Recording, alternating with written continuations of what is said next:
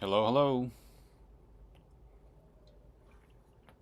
This is a mic check and it's also a video check. Can you see me? Can you hear me?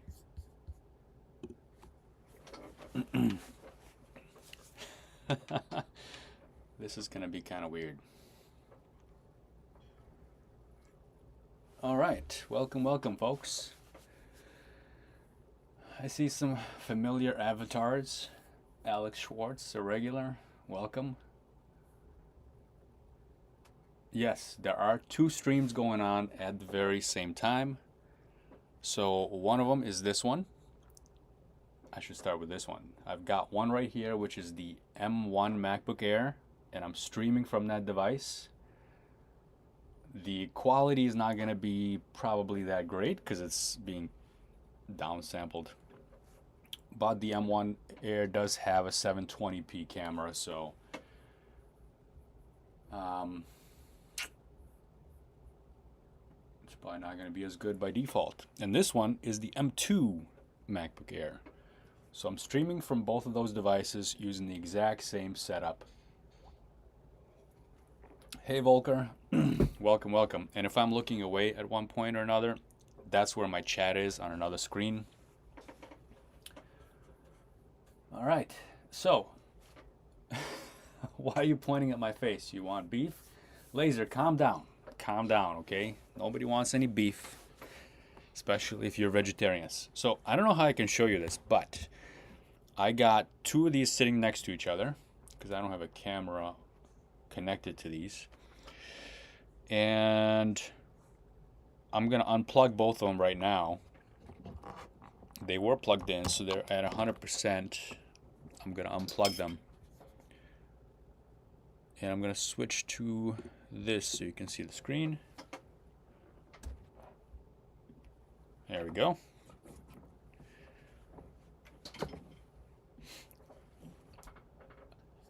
So we're at 100% right now. The point of this is to see which one of these is gonna go first. So we're gonna keep going and answering questions from the MKBHD subtweets, and we'll see. We'll see which one of these machines will last longer. So, yeah, this is Team M1 versus Team M2. By the way, if anybody comes up with any good tests as breaks, we can probably run some of those. As long as they're exactly the same, and as long as they don't take up a crazy amount of time to set up, then we can probably do that. And we can add that to our repertoire here while this is running. One of these has to die first, right?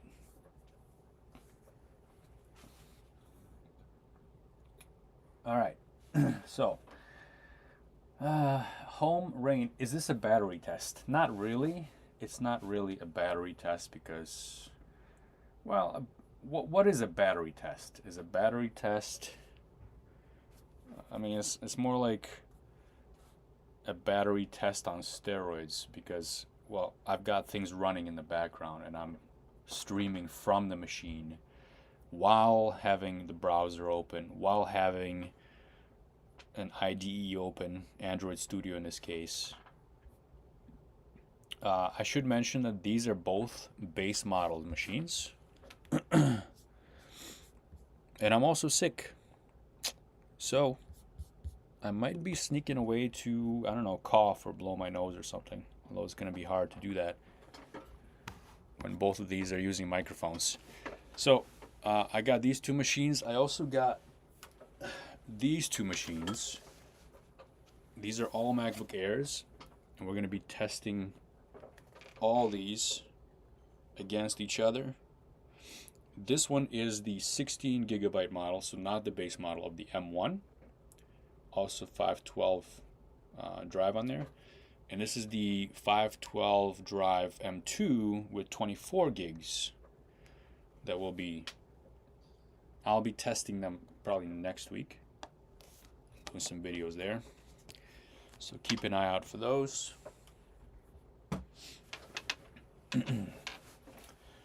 All right, so let's see. So far, wow, look at this. It's very close right now. It's 65 people for Team M1. Oh, 60 now. You people are leaving me. Oh, 64. Okay, it's jumping up and down. And 69 over there on the M2 side. This is pretty close. Volker. Hey, Volker. Welcome back. Yeah. These are both base models that I'm streaming from. So I think... Well, this is interesting. We got some temperature variation already here. I didn't get to any of the questions yet, but I will shortly. Here's a screen so you can check that out. And look at this. We've got 69.72 on the M1 and 60 on the M2. Oh, let me give you this URL. And that way you can kind of look at what I'm looking at if you want to. This is the tweet that MKBHD Marquez tweeted a little bit ago. He actually had a MacBook Air like a week before anybody else did, so he was testing it out. And I saw that, you know, he's got like a lot of millions of followers, right? How can he possibly answer so many people that tweet to him? He can't. So, let's do it. Why not? Oh, I see a familiar avatar over there. LT. Is that Laurent by any chance? Sharon B. What's up, Sharon? Oh, what's the brightness? Maximum will really drain the battery. I usually keep these on maximum because, well, oh, this one is not on maximum. Good catch. Why is this automatically changing? I've set these to be not changing automatically, so I don't know why it is. And this is interesting.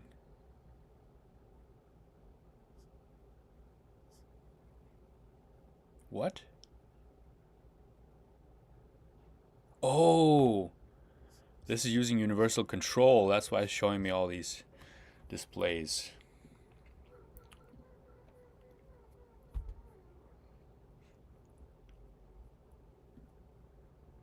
Yeah, interesting. The M1 is not detecting all those displays, but the M2 is. Interesting. So I don't want you to automatically adjust my brightness. Thank you very much.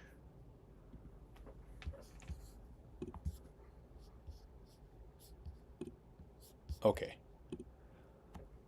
I like to keep it as bright as possible just because, well, I like to see all my lumens. Okay. Jasmeet says, is it worth to get a 24 gigabyte model if the work is related to data analytics and basic deep learning? I haven't tested out the 24 gigabyte model, and I'm really curious to know if the 24 gigabyte model is going to be worth it over the MacBook Pro. Because as of right now, I've got the MacBook Pro out for delivery, and it's coming to me in the next hour or so. And that's the base model MacBook Pro with the M1 Pro, so I can do some comparisons for y'all. Oh, it's close to my house.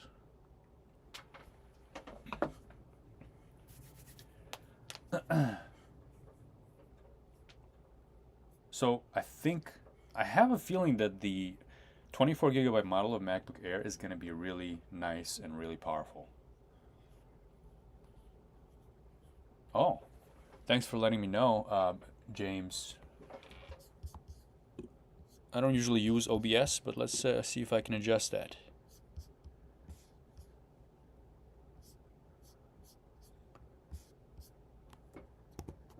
How do I adjust that? I guess you don't really need to see my whole screen, but it would still be nice to be able to do that. Ah, okay. There we go. Something like that.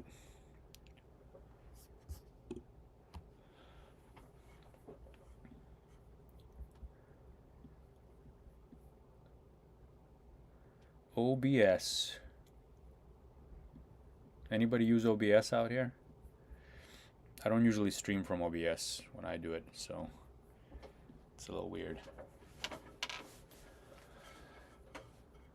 Kamalama, M2 Air model and M2 Pro. Aren't you on the wrong side? 512 gigabyte getting for same price in Best Buy. What? You mean M1 Pro, I think. Definitely, if they're the same price, go for the M1 Pro. Let's see. So I'm gonna see what MKBHD said here. Oh, Laurent, that's you. Yeah, I thought it was you. So I've been using the new Midnight M2 MacBook Air for about a week now. Full reviews in the works, and I want to make a full Q&A style. Yeah. First person to respond. What is the most underrated feature? Okay, so the most underrated feature of the M2 MacBook Air, I don't know if it's underrated or not. But I would say everybody knows that the MagSafe is a really nice feature, right? It's not underrated, so I don't know what would be an underrated feature. I would say my favorite feature of it is the MagSafe.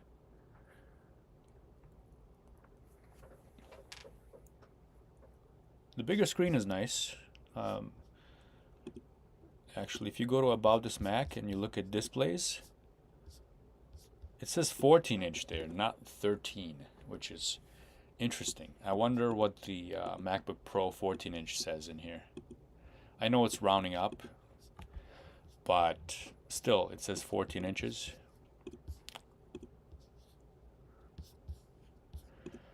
All right. Anybody think there's another underrated feature?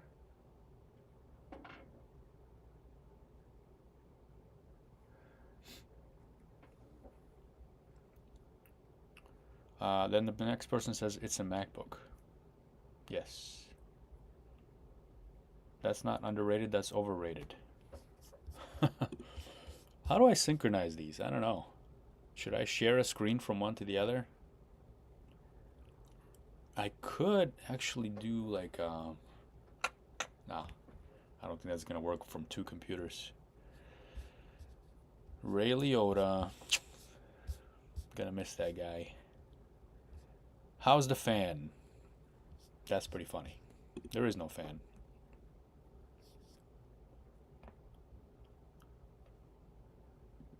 I think we're out of sync. Why is Twitter showing me different tweets? Okay. Can you send me one for an extended test? I love it when people ask that. Like, why should MKBHD send you? I know it's a joke, but I don't know. He's working hard, MKBHD. Providing you with reviews. Is the black showing fingerprint smudges? I don't know if you all saw my my short from yesterday. It was more of a joke. I put the new one and the one that's 2 weeks old side by side. And yeah, I have the midnight color for both of them, and it's so clear that the old one shows, or the old one in air quotes, that it shows smudges. It's gonna be super visible. All the rumors about that and all the tweets and everything you heard about the midnight color, it's true. Even if I try to keep my hands clean, still tons and tons of fingerprints and smudges are visible on it.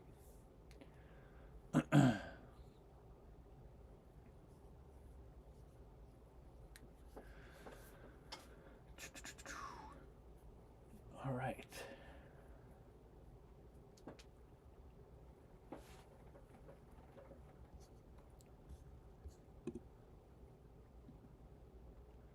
This person says, Stefano, is it worth upgrading from M1 MacBook Air? I have a more detailed video coming out about this, and I think for most people, no. I'm gonna have to say, if you have an M1 MacBook Air and you're looking at the same configuration in the M2, then it's probably not worth it. So if you're gonna be using a different configuration, if you're upgrading your configuration, then it might be worth it. Let me see if I can do something like this. Can I do something like this? What would be a good spot for me to hide? Here somewhere?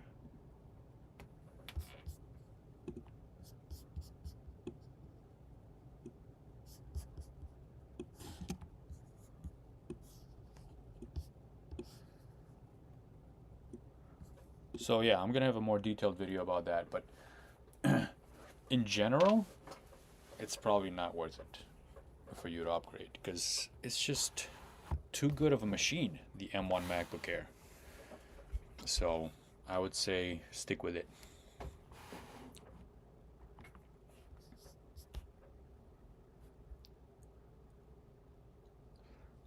We can go a little bit more into detail about that. You know, like if you have, if you're always running out of ports, right? Getting the M2 MacBook Air is gonna free up a port for you. So that's good. Is it worth it for you to pay that much for it?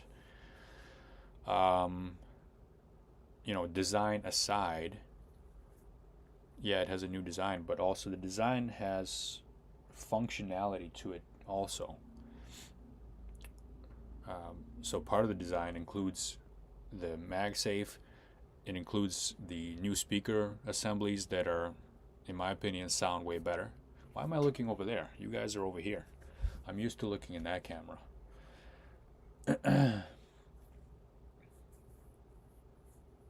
And also 24 gigs. So if you're looking for upgrading your memory, then 24 gigs is something you can get.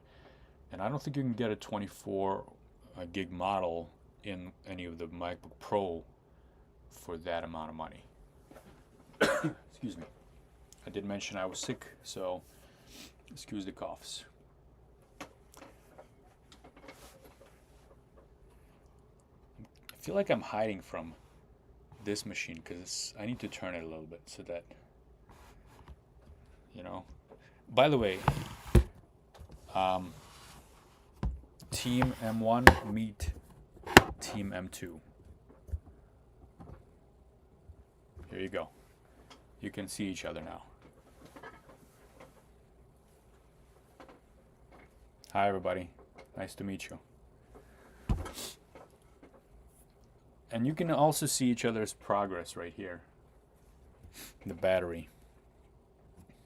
I think. Can you see that?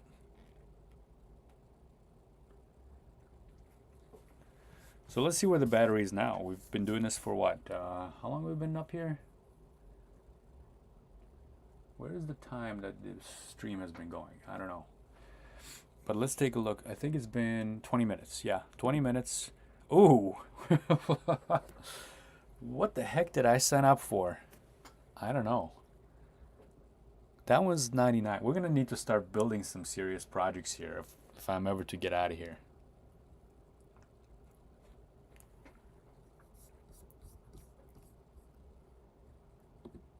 This one's at 98. The M1 is at 98. The M2 is at 99. Should we just call it a day? Or... All right. We'll stick around for a little bit here.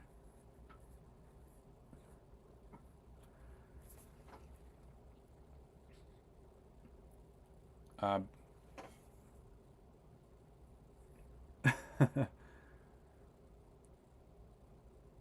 Sharon says the M2 is a better machine coming from any older machine. The only reason people choose the M1 is price.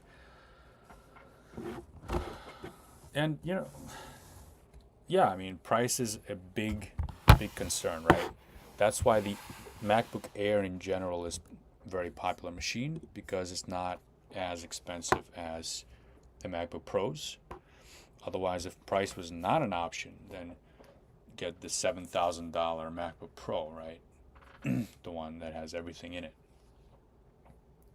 Andre says, is it on low energy mode? No, I always keep it on high energy mode. Or there is no high energy mode option in the MacBook Air, like on the MacBook Pros. There is a low energy option, and I don't use that one. Here, I'll show you that. It's under battery and low power mode. Yeah, I don't see why you would use low power mode.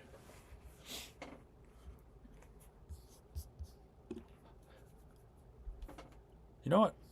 Let me see if I can enable just showing the show battery status. But is there a way to show the battery percentage in the menu?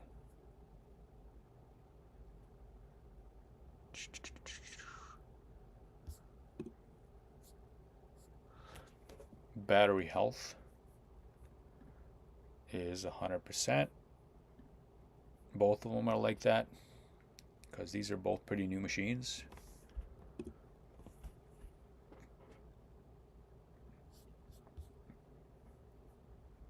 I'm curious though. My 16 gigabyte model MacBook Air, I've had this one since it came out. The M1 version. I'm going to check the battery health on this one to see what that's like.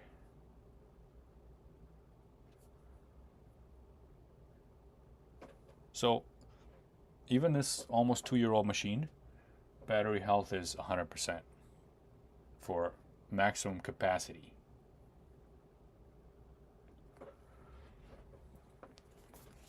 I don't think that's an issue. All right, let's see. Quantum Pineapple?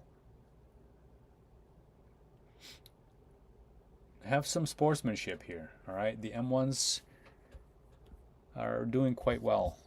So, by the way, the M2, one of the other things about the M2 is it has a slightly bigger battery. So it might last a little bit longer just because of that.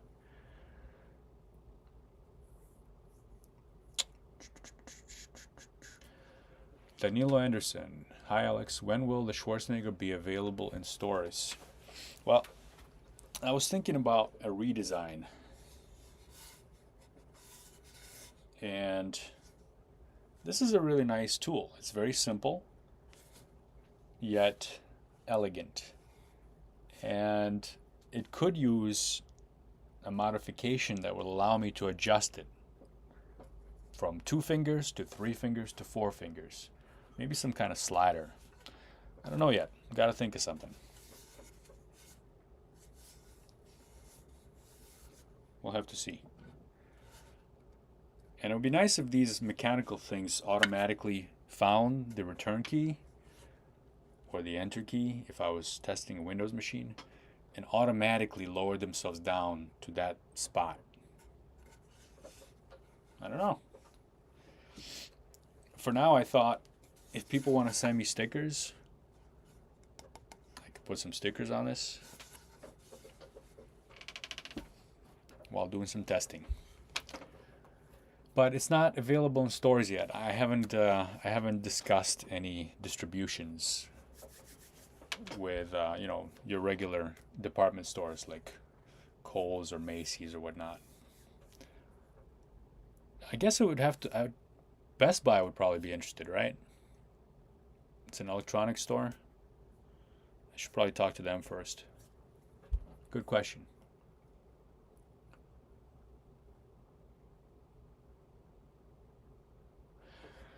Joseph says, I'm a programmer and for the first time I'm pushed to buy Mac for my upcoming projects. I had the same problem back in 2013. I had never bought a Mac before, and I'm not sure if I should get a new Pro or Air with a better GPU. Any advice? It really depends on what kind of projects you're working on.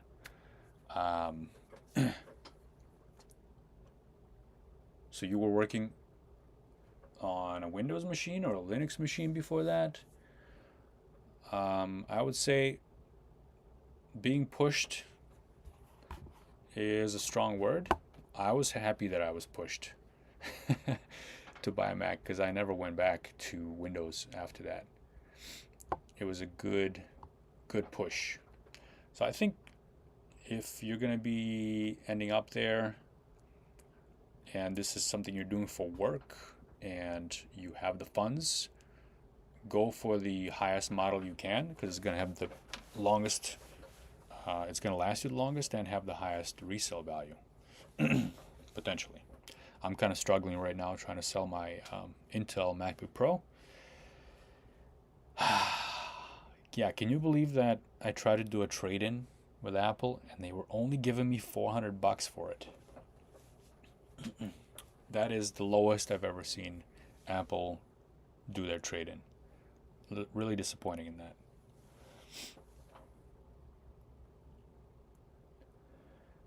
All right, Daniel says, hi Alex, how does the bottom of the computers NBA M1 and M2 get while running Docker and iOS simulator? I haven't tried running those at the same time, but the MacBook Air has never gotten super hot. So I think I heard that their legal limit to how hot a body of the computer gets is 50 degrees, so it should never get above that. And if it gets above that, then they'll be in trouble. That's why they limit the processor the way they do. So I never felt like it was getting super hot, even when I was running really intense builds on it. Unless I was doing it in the sun outside, and I did that, and that was not fun for multiple reasons. One was it was really slow, and two, it got hot because the sun was right on it. I have a video on that coming out next week.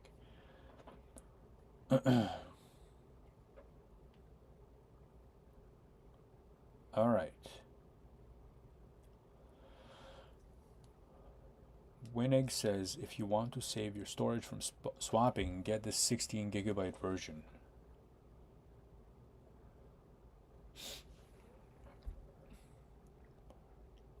Yeah, you're going to experience some swap for sure. So, excuse me. I recently tried Android setup on this, and it was struggling.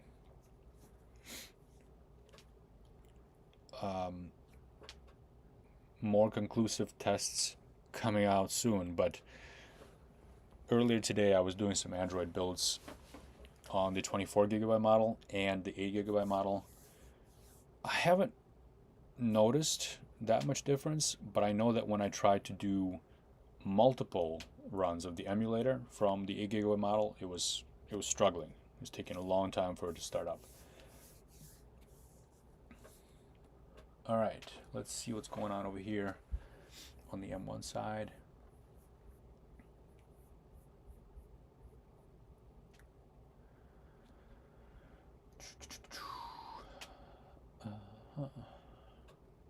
Huh?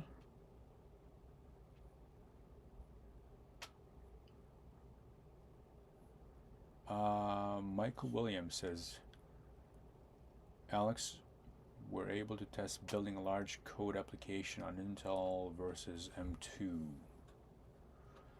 I don't know if that's even a race anymore. So I did have a video just a couple of days ago building a large application, and that was WebKit, and I did that on an Intel MacBook Air and the M2.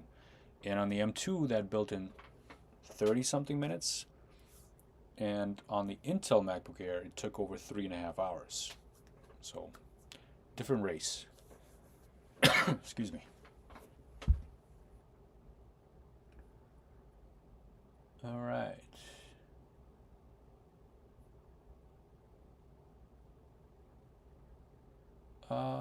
Brian says it feels like the MacBook Pros have been on constant sale for the last few weeks. I haven't noticed, but it's quite possible. Yeah, Apple has been doing a lot more sales lately.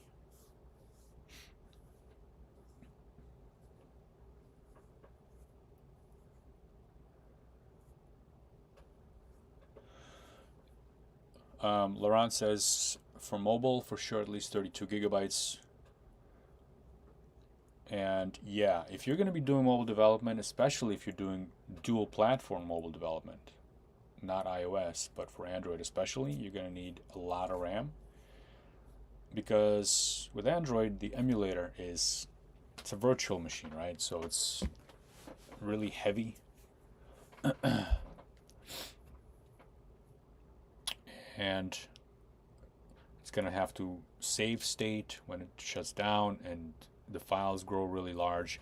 For iOS only, I think you can get away with a 16 gigabyte machine with that, because it runs really fast. I haven't noticed any slowdowns on any Apple Silicon machines, including the new M2 for iOS. But for Android, that's where you're going to suffer a little bit. So 32 gigabytes if you don't want any problems, if you're doing dual platform like that. Ram, welcome, welcome. Schwarzenegger is missing some tattoos. Yeah, he doesn't have any tattoos yet. He needs some tattoos. I have Apple stickers. I don't know why I don't use them.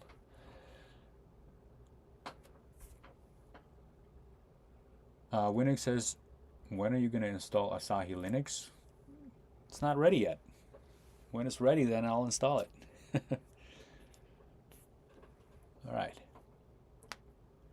Prem says, when can we expect video on M2 MacBook Air? Coming soon. And I got a 14-inch MacBook Pro coming in today. Let's see how far away it is. It's very close. So I'll be doing that comparison too.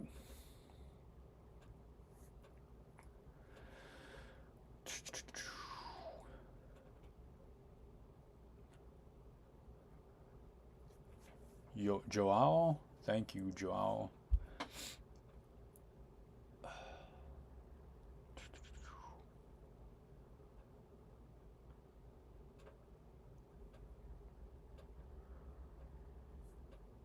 Yeah.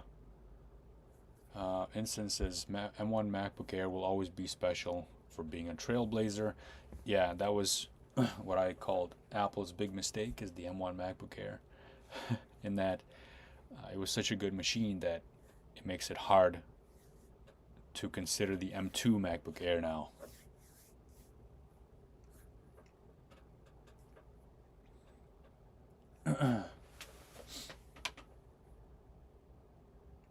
Patrick says it's chipping really bad on the Midnight MacBook. Aren't you on the wrong side, Patrick? Samibuka, welcome, welcome. This is a race to the bottom.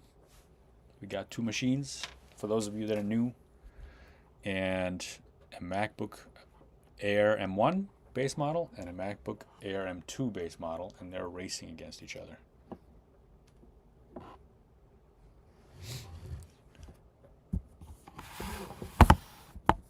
Let's see. I want to show you guys each other. And this is going to take a while, I think. Let's see where the battery's at now.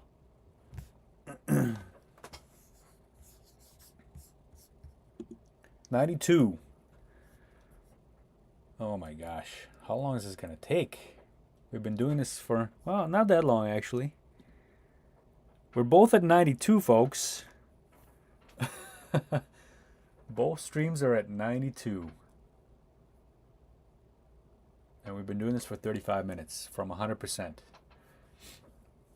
I don't think any of you are going to be around by the time this thing ends, because that's a long time to watch a live stream.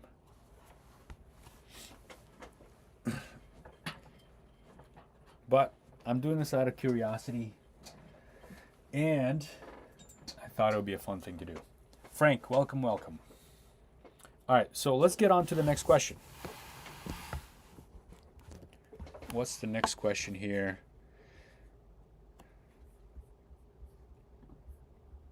Pratish says, is the paint chipping around the ports?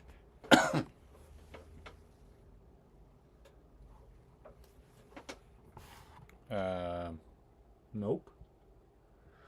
I think that really depends on how careful you are with your device.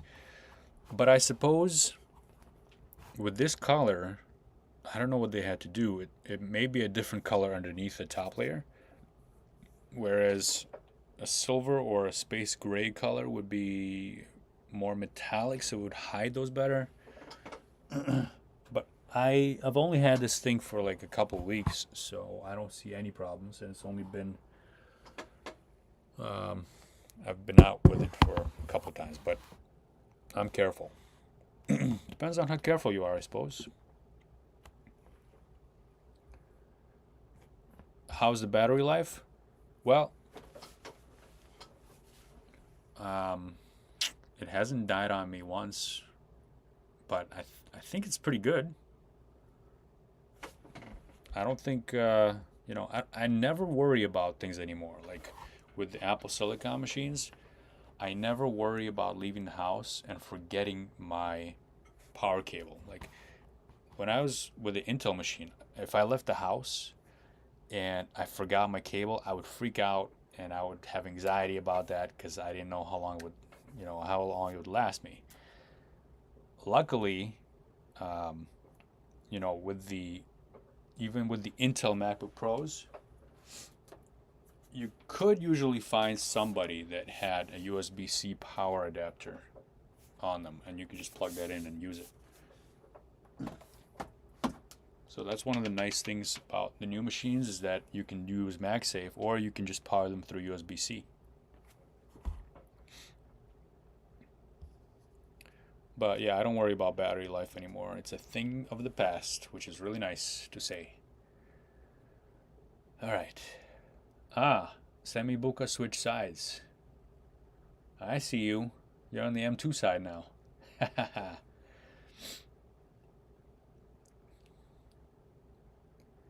Okay. Compared to new Dell XPS, I think what Joe is saying here is maybe the 13 Plus. What do you people think about the 13 Plus? I was curious about it, but then I thought it's kind of gimmicky. And the good old XPS 13 is probably the way to go if you're going to go with a XPS machine.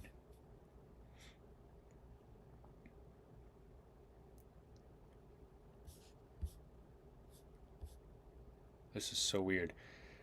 The Twitter on the left side, or Twitter on the M1, is showing me more tweets than Twitter on the M2. I don't know why.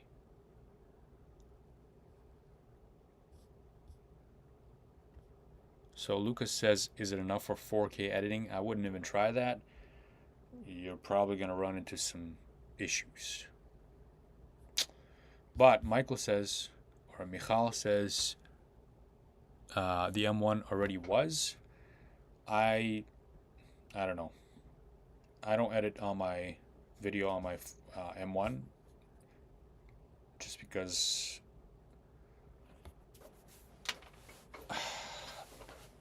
when you're doing video editing, it's probably the most intense thing you can do. You're talking about frames of, video frames, and it's just like converting all those frames and showing them at the same time and mixing is just a big toll, and I wouldn't do that it would just stutter too much on a MacBook Air. I think MacBook Pro is the way to go for that. All right, let's see. what you guys are saying here.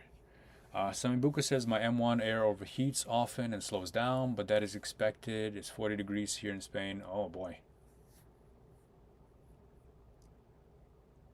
Yeah, I was wondering about that because I was wondering how people did it with the fanless machine outside. Because I took it out last week, or earlier this week. I got a video coming out on that, and wow, what a difference it makes working outside versus inside. Huge difference. So I had my MacBook Air, the new one, next to my MacBook Pro, and wow, the MacBook Pro can just keep going and going and going, and the MacBook Air, after a build, it just started stalling.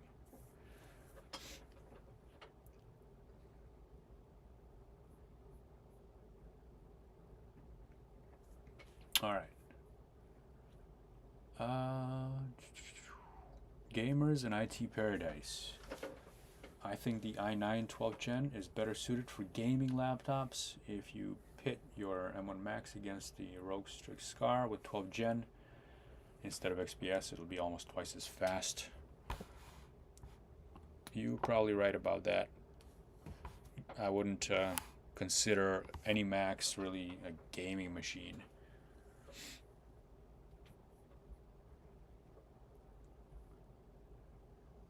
Battery percentages in setting control center. Show percentage. Okay, let's see. Excuse me.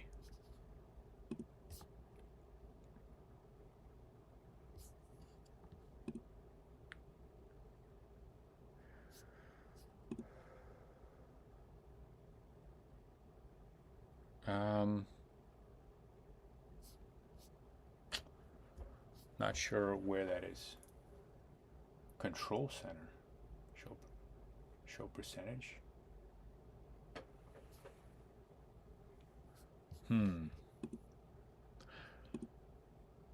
Okay. I don't see that. By the way, if anybody's interested to switch sides, I pinned a message at the top of the chat. That's where the link to the other live stream is.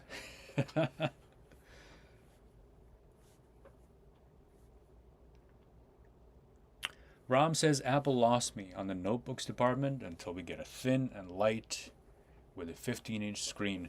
Ram, is the 16-inch MacBook Pro not thin and light enough?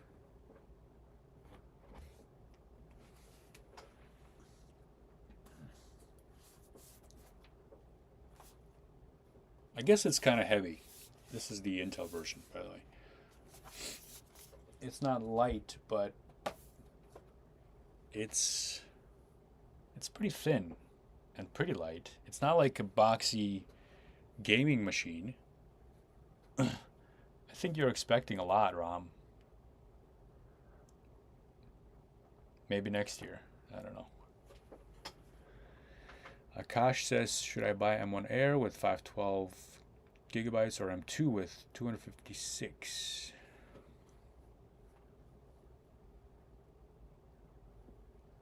They're the same price. Huh. I tell you what. How much space do you need? The M2 is a much better machine overall, except for the 256 gigabyte model is going to be slower, right? But do you need to move a lot of files back and forth?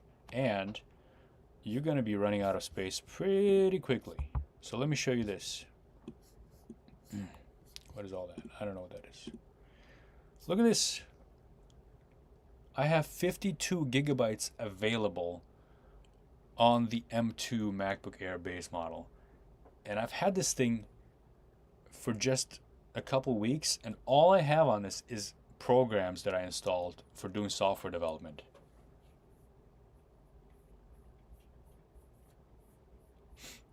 That's it. It's a 256 gigabyte drive, and I only have 50 left.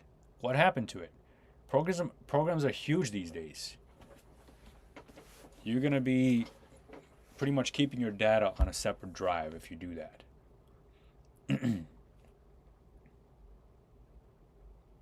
But as far as your question, M1 versus M2, I think they're going to be pretty much equivalent as far as your day-to-day work. You can think of the M2 as like an M1 with some bells and whistles on top, with like icing. So you have a layer of M1 and icing on top.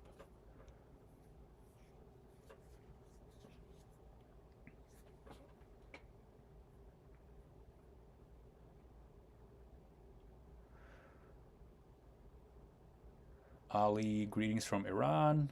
Hey Ali. Ram says old Air design, 15-inch size. Huh. Okay. So this design, but a 15-inch size.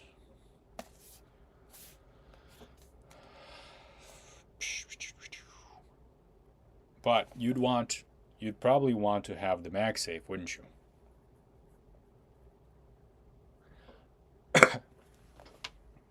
I kind of like the new design. It's grown on me, you know? At first, I didn't like it. I thought it was pretty ugly and backwards, but I've gotten used to it.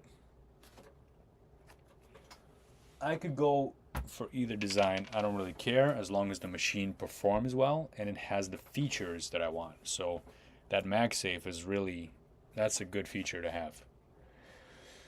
And 15-inch size, yeah, this small screen is kind of annoying. So I've been using this. Oh, again, I'm looking at the wrong camera. I keep forgetting that I'm over here and over here. Shh. It's okay. Everything's fine.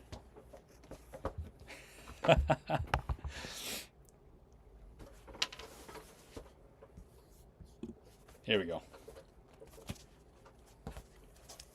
Anyway, this is a 15-inch extra monitor that I've been using. Pretty handy thing to have. I'm going to be giving this away also to you folks in the next couple of videos. Maybe next week. Or maybe the following week. Something like that. All right.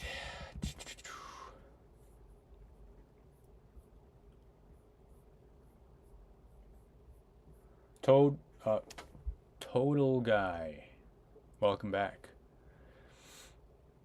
It's not just space. The M2 uses only one SSD, so half the speed, which matters if you swap.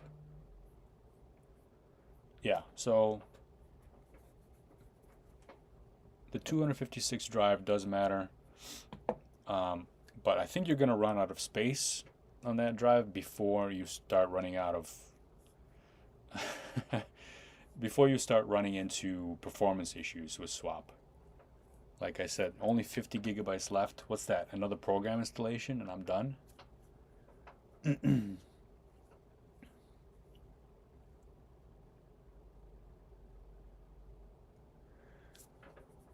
All right. MagSafe ruins the symmetry. There's no symmetry already. There's 2 ports on one side and no ports on the other side. MKBHD where? Okay, so let's get back to MKBHD for a second. I'll get back to the chat momentarily. So this is the MKBHD tweet and the questions that people are asking him. What's your opinion about an edit button on Twitter? Nothing to do with the M2. Safe says, I'm a CS student currently using a Windows desk laptop and an Android user since forever. Will a MacBook be right for me?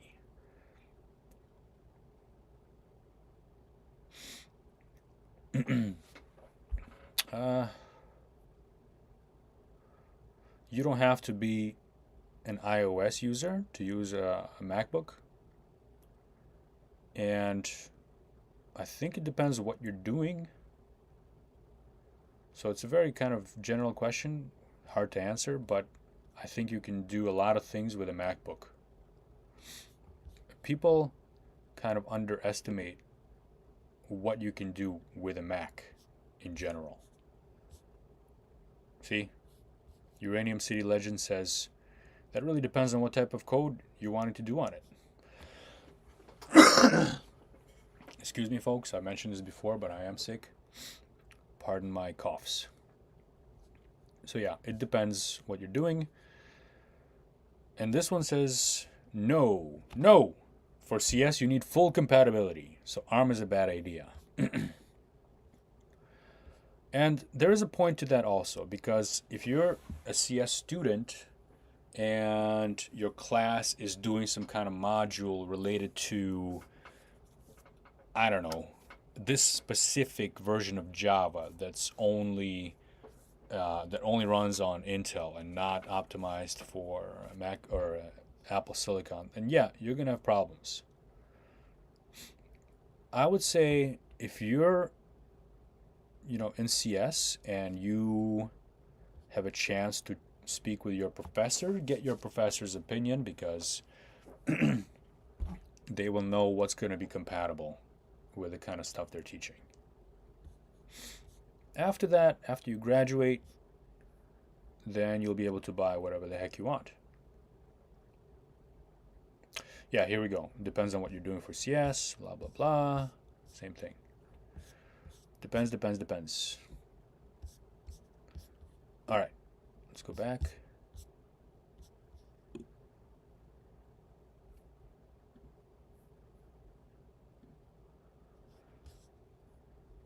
I'm trying to synchronize the tweets here on both machines.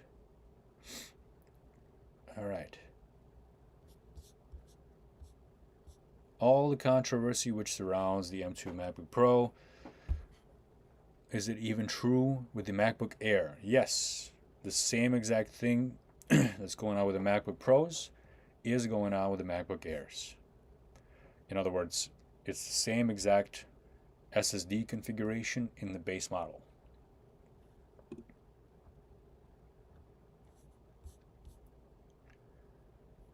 Excuse me.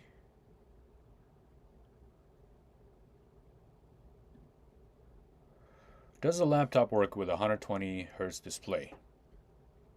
I don't know. That's a good question. Where's that question on this side? Oh, here it is. I should probably open these in an incognito tab so that they're showing me the same stuff on both sides. Boom. Hopefully now it'll match.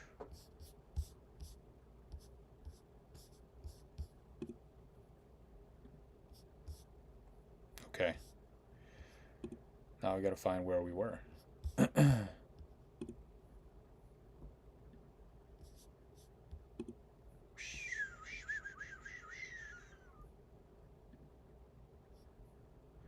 We saw this one, we saw that one.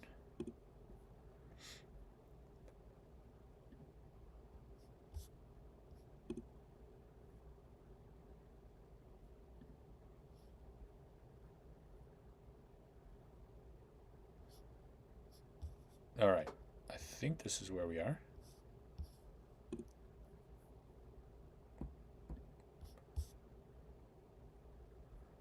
Okay, Siam says, is 8 gigabytes of RAM really enough for daily use on a base model?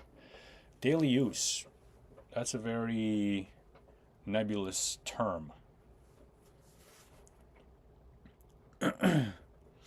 If your day job involves doing mobile application development, then no. If your day job is doing stuff in the browser and, I don't know, you're doing administrative work, maybe Excel, things like that, then yeah, should be good to go. So Phantom has an interesting proposition. Phantom says, open 5 tabs and run Android Studio emulator and show RAM usage. And Quantum Pete Pineapple says, when did you convert to the Church of Mac? I got my first Mac in 2013, and I got it to do SharePoint development. Believe it or not. Because that MacBook Pro in 2013 ran SharePoint virtual machines better than any Windows laptop back in the day. Don't know. It was just much more performant. So I've stuck with it since then. I was convinced and I was converted. All right. Should we do? Who wants to do this test on Android Studio? It'll help us get through the battery a little bit more. Now we're 82% on both of them. Neck and neck, folks. I thought that the M2 was supposed to last longer.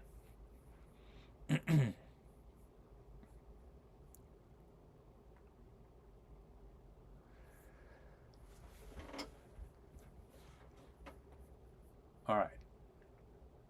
Lynn says, Apple menu, system preferences, click dock and menu bar. Okay, let's see.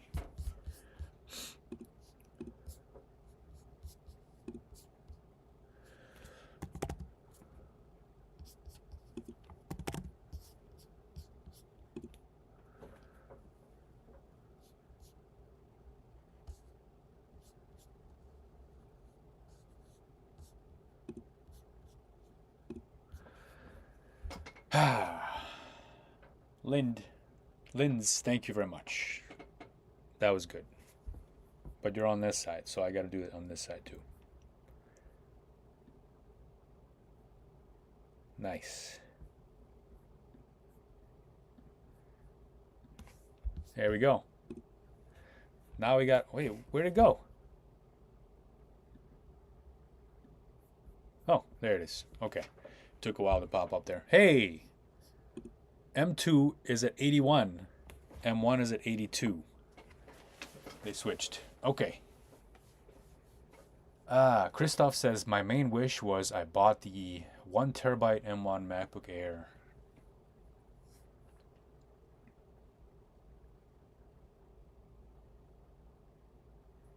Alex says, MacBook Air M1 with 2 terabyte SSD and 24 gigs of RAM, or MacBook Air M2 with 512 and 16. Oh, M1. Wait, you can't get an M1 with 24 gigs of RAM. That's a trick question, Alex. The M1 MacBook Air only goes up to 16.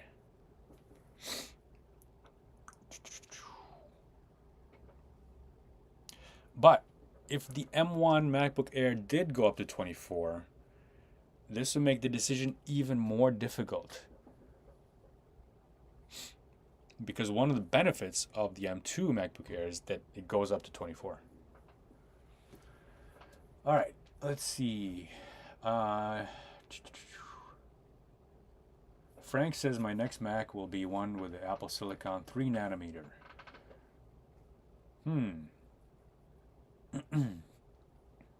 Wait, how is Alex on both streams?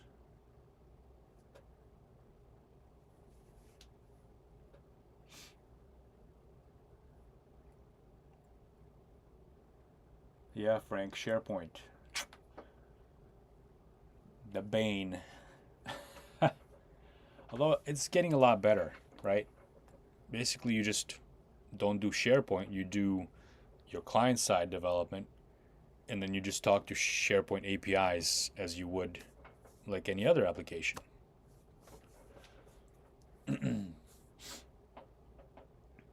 All right, Alex, sorry, I mean the 16 gigabyte model. I was thinking of the MacBook Pro.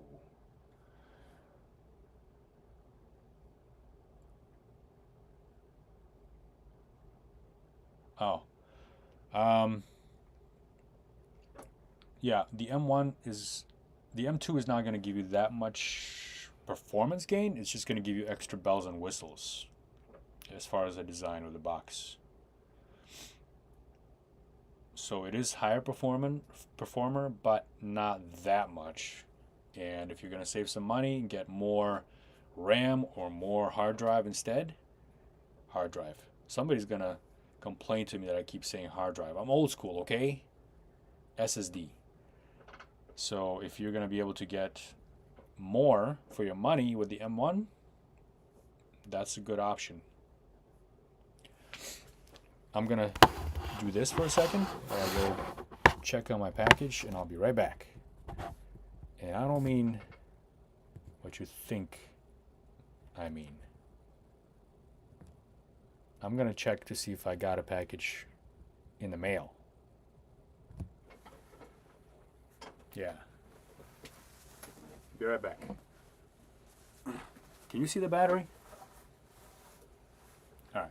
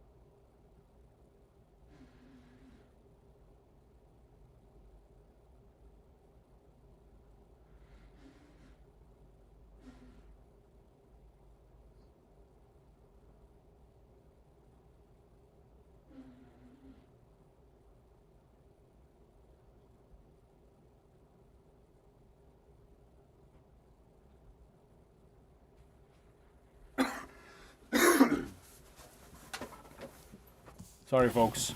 I know this is going to be a long one, so I thought I would take a little break. But, last time we did a stream, what was that? Unboxing of the M2. I got demonetized. That video got demonetized. You know why?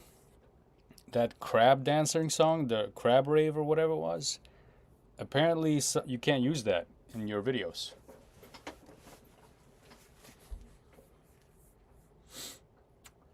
Not cool. I didn't know that, but whatever.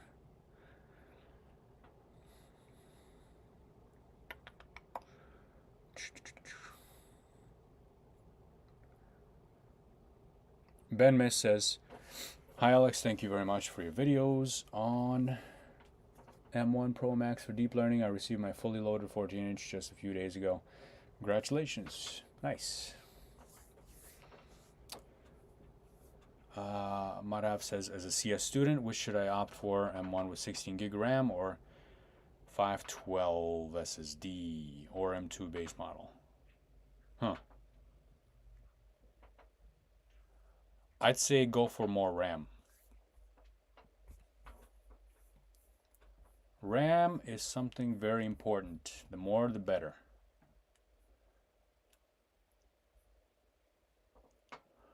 Let's see.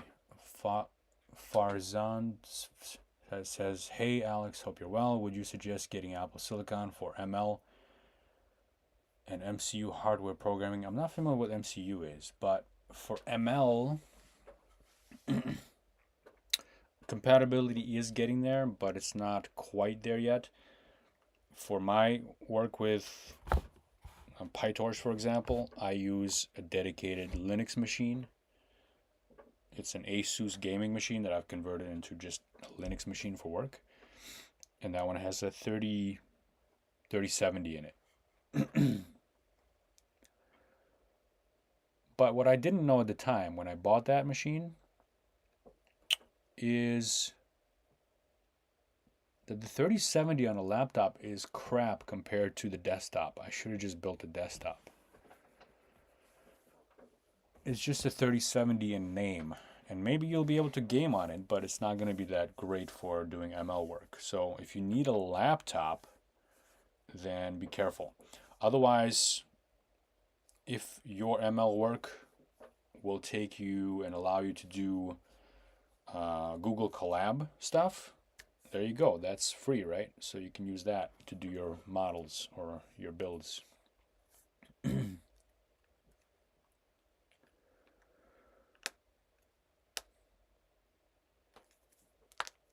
Phantom says, for students, a notebook is more than enough. Dry run everything. What is that emoji? Is that like an Xcode emoji?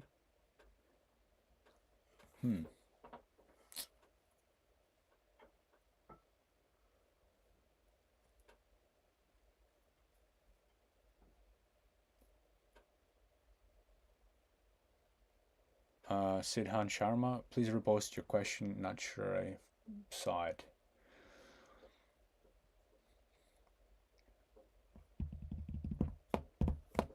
All right. Let's see what's over here.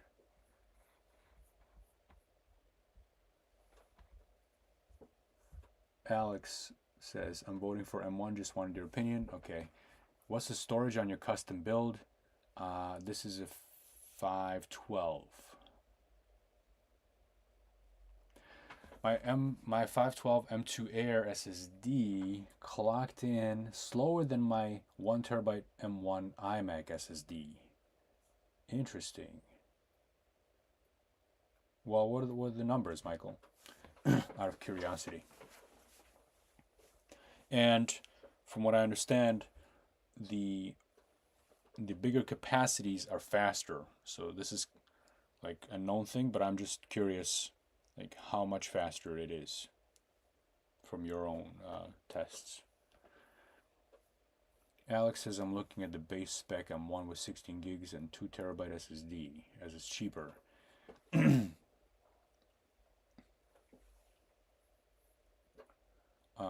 I can the M2 spec I can afford is 16 gigs of RAM and 512 SSD.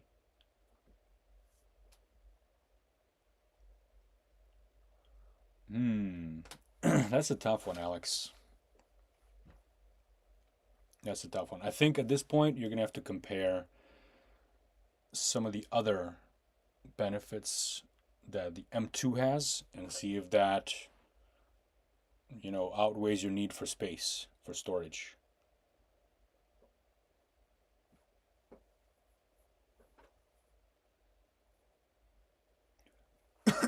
Frank says, I saw the M2 Air unboxing video. You have some good artist skills. Oh, the thumbnail? Yeah, I try to do my own thumbnails. Sometimes I get creative with them, and other times I don't, like today's thumbnail.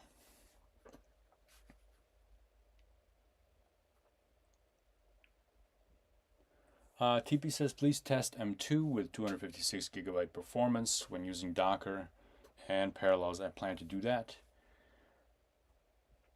I don't have the 250. Oh, you mean the base model? Ooh. I'm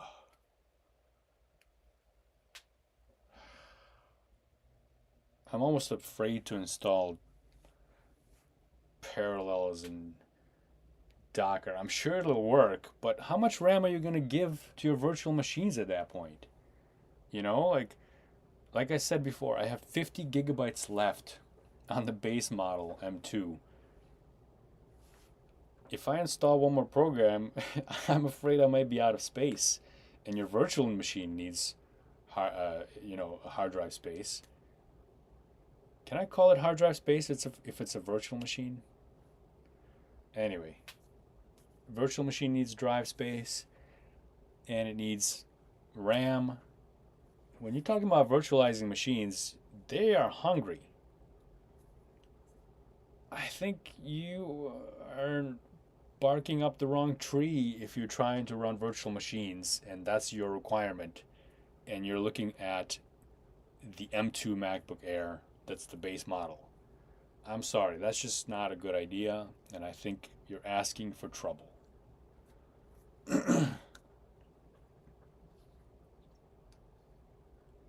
I don't know where my package is. Oh, 2,500 right on the MacBook Air, 3000 read sounds about right.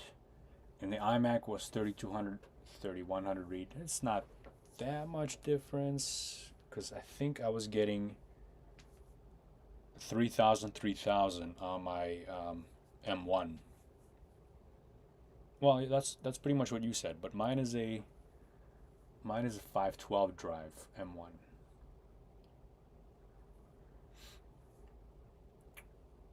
All right. Well, anyway, thanks for sharing that.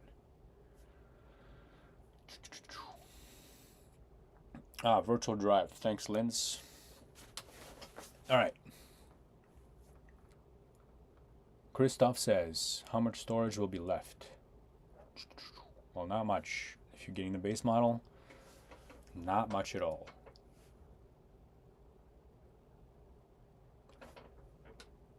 Ram says call it storage. What does Parallels calls it? Let's check.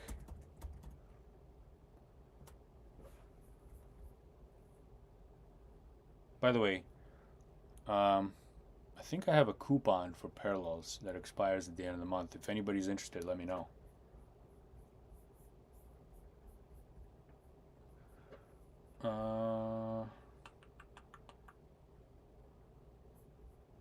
I'm on a different machine, that's why you can't see what I'm doing right now.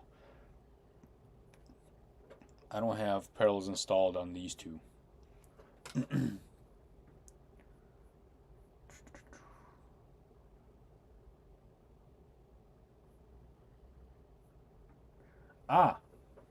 They call it hard disk. So Parallels calls their virtual storage, virtual drive, or storage, they call it a hard disk. Okay? I'm not that crazy.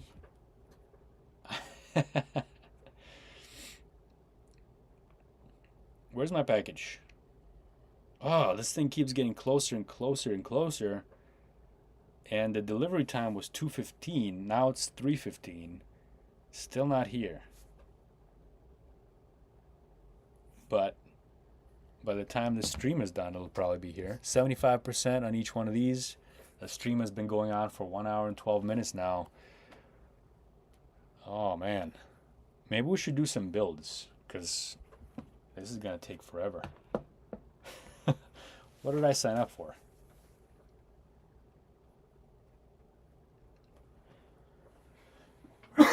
Excuse me.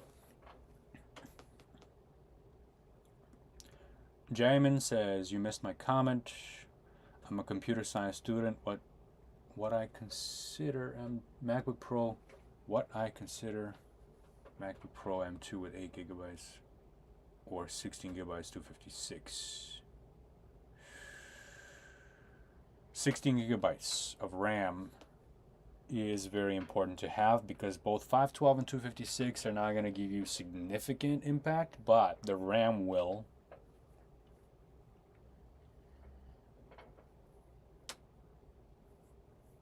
All right.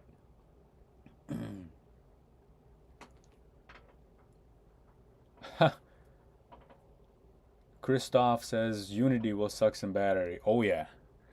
Unfortunately, I don't have Unity installed yet on this. Armandolo17 has a good question.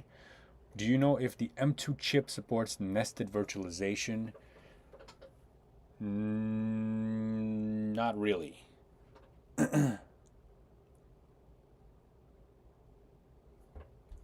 Oh, M2.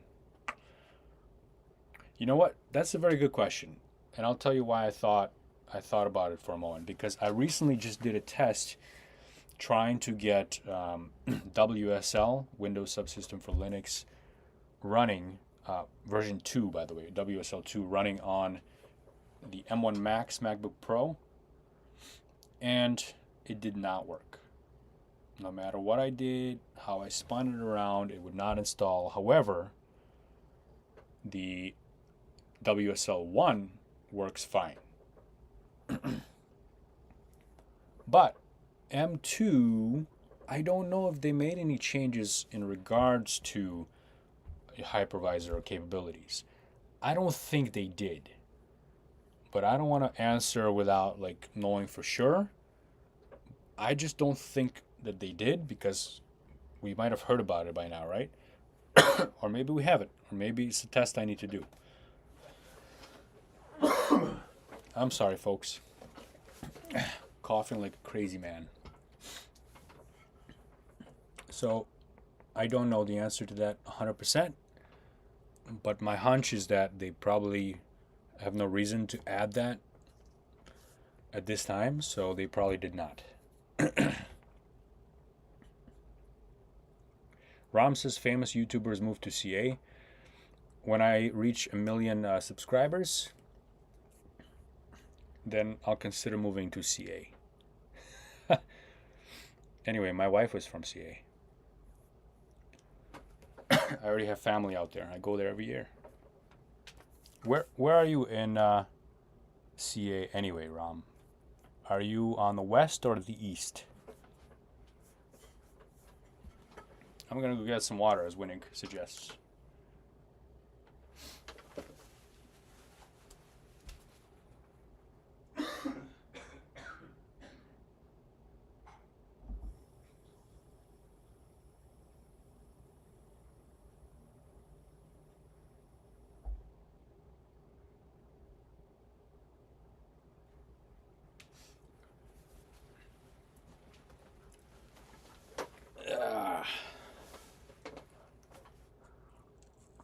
Shivam says, do all features of Windows Visual Studio run on new Mac ARM version of it?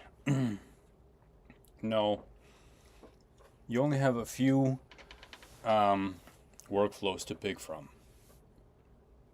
So I think that was web, definitely not Windows development, and mobile.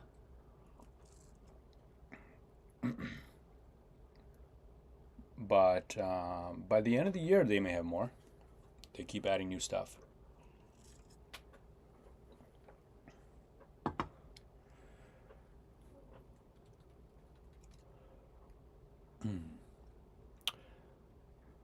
I don't know how to read that. It's in Greek. But that person says drink alcohol. It's only 3:20. And it's a Friday. Kind of early.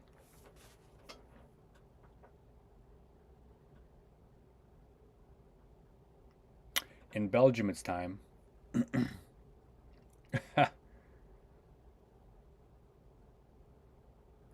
Ilya says, Privet, Alex. Privet. Oh, Ram says, I'm from Brazil. Used to live in USA back in the 90s till 2002.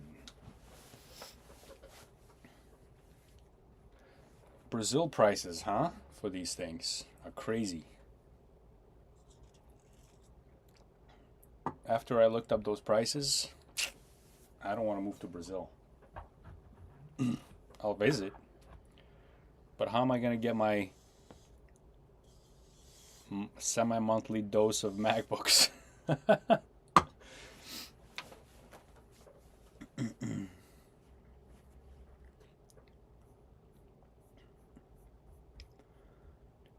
Алексей Наточи. Я тоже Алекс. Привет. And if I miss somebody's question, I apologize, because they scroll by and sometimes I miss them.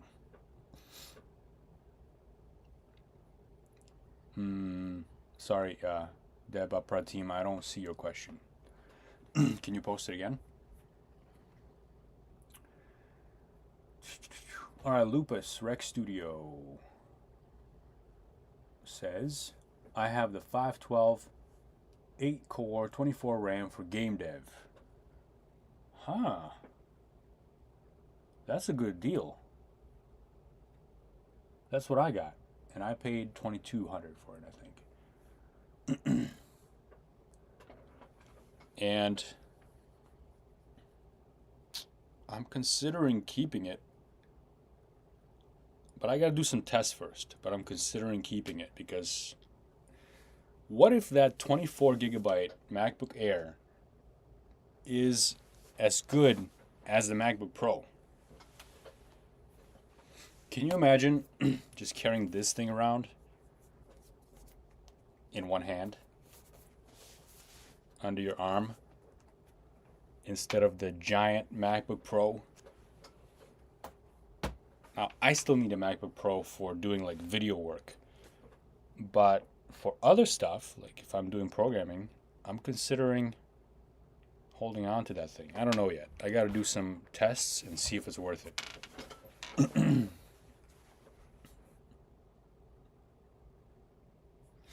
Winnig is giving some medicine advice. You sound like my mother. Well, I'm just gonna give you some onions and some syrup and some sugar. It might work. I don't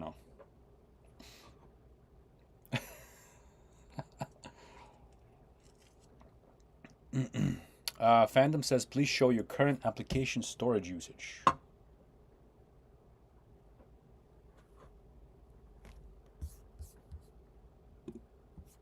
Do you mean...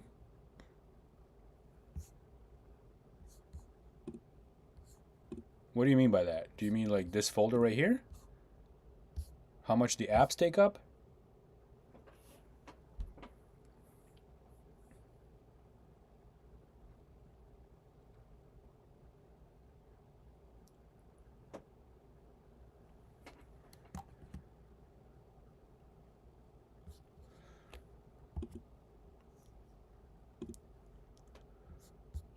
All right, let's see.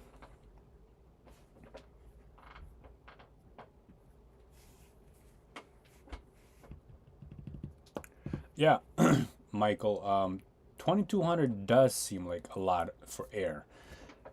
But I wonder about the capabilities. If we just ignore the name for now, that is called a MacBook Air, and what if we just look at a laptop for its capabilities? What if we call it like a mini MacBook Pro? Like there's a 16-inch MacBook Pro, the 14-inch MacBook Pro, and a mini MacBook Pro. At that point, if it's a capable machine, is it going to be worth $2,200? I don't know. Maybe. We have to test it out. Like the MacBook Airs of yesterday are not the same, right? Those are definitely underpowered MacBook Airs. Those machines are for surfing the internet and for your grandma. Nowadays, MacBook Airs can really take, do some damage.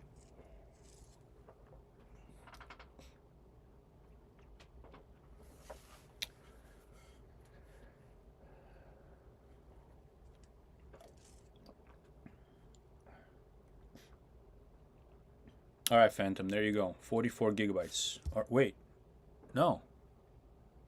What? Why does it say 44 up here, but, oh. Huh. 26 over here on disk. I don't know what the difference is between those two. Why is this one 26 on disk? Is it compressed? Anyway, there you go, 44. I don't know where all the other space is. But it goes away quickly.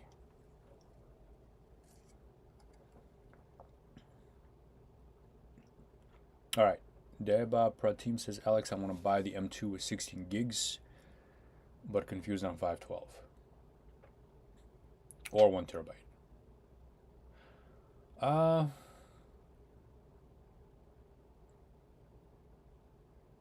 Yeah. I mean, if it's out of your budget, it's out of your budget. But, yeah, so if it's a choice between 512 and 1 terabyte, you can go for the 512 if that's what you need right now, and then get, I don't know, an external drive when you need that. But if you can wait and save up, then if it's worth it to you to have that extra storage. From what Michael was saying, is that 1 terabyte might be a little faster than the 512. I haven't done any measurements on that, so I don't know myself, but it seems like the larger drives are faster in general. So, but it's not gonna give you that much more, right? It's not gonna give you more than more RAM will give you. So if you have a choice between RAM and space, go for the RAM.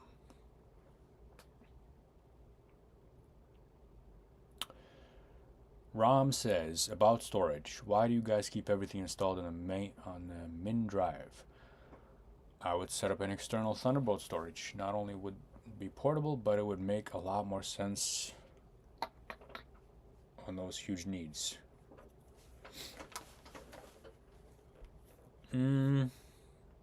It's convenience, I think. Yeah, so I keep everything on my main drive because of convenience. I use external media only for like huge video files to transfer them back and forth. But the rest of all my code, all that lives on the main drive. So I wonder though, like, what would be a good setup to have where, let's say you're switching from one machine to another and you want to share your drive between them, your drive with code between them. What would be a good way to do that? Does anybody do something like that right now?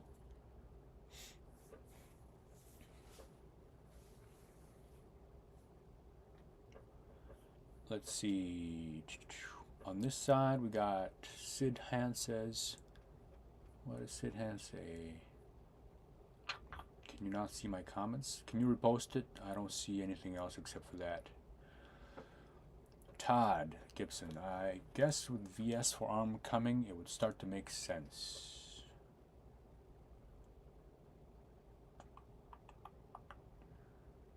Is Parallels worth it on M chips though?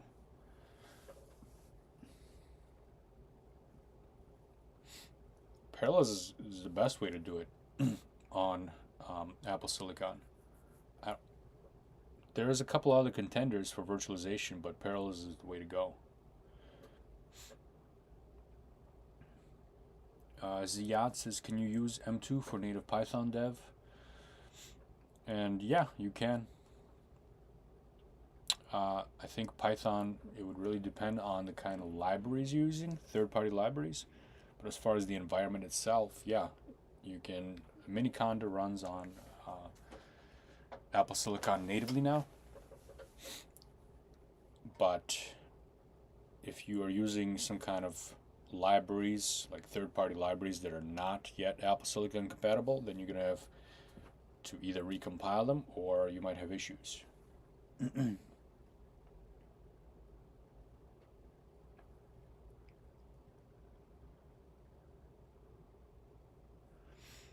In Italy, it's 9:20 p.m. That's late.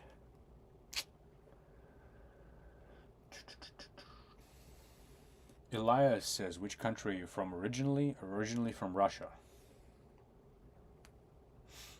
1989 is when my family came from Russia. A long time ago.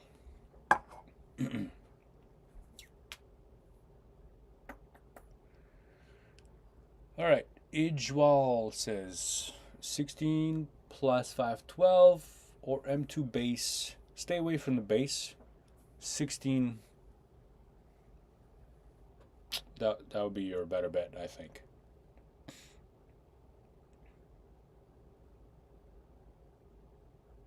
Oh, Frank recommends something else. Frank recommends the 14-inch Pro, which may be a little bit out of the budget, depending on where Ujwal lives and how much they cost over there.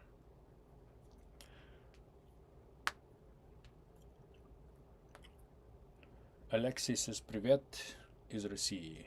Привет.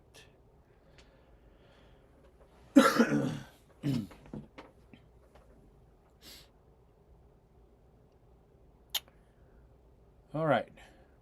Phantom says, I think larger drives on MacBook use 4 NAND chips, and that would explain why they're faster, because they have more chips, more channels, and there you go.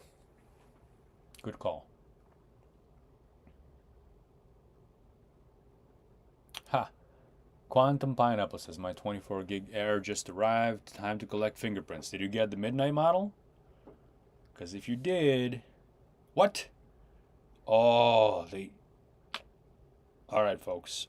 Should I go track this guy down? This UPS driver now says 7 p.m. It used to say 2:15, and now it says 7. What? I don't know what I'm going to do with it now. It's not like I'm going to... Well, we could unbox it. But I'd have to run after him, chase him down. I had to do that last time. Let's see how our battery is doing. 65 over here and 66 over here. The M1 is winning by 1%. I wasn't expecting that, gotta say. Let's make sure I'm running all the same stuff too. I got OBS. I got Activity Monitor. Android Studio is running. Visual Studio Code is running. Chrome is running, and that's it. Excuse me.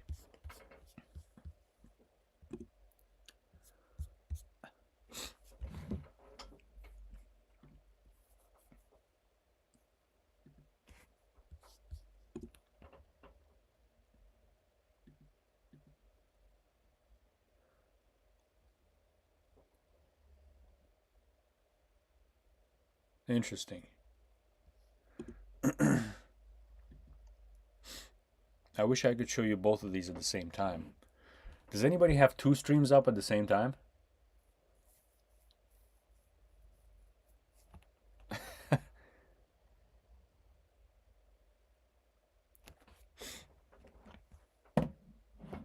OBS is an Intel process. Check it out. I didn't even know that. That's my only Intel. It's my only Intel program on this machine.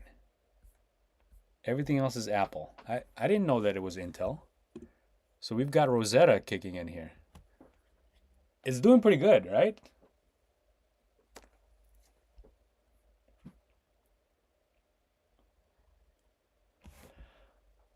All right.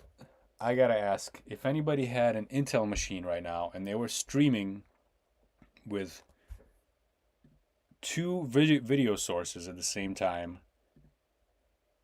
and they had Android Studio working and Chrome on battery, do you think a Windows machine or a PC machine would survive? Probably not. So batteries are exceptional on these things. Also, since we're talking about physical attributes for a second, I think the keyboard on the new M2 MacBook Air is amazing. I really love the keyboard. All right.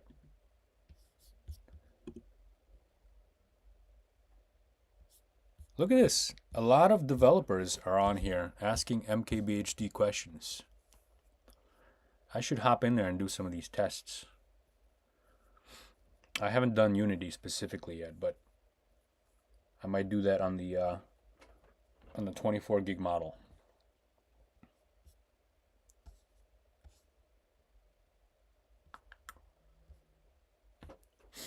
But if you're going to be running Unity, wouldn't you rather do that on a bigger machine anyway?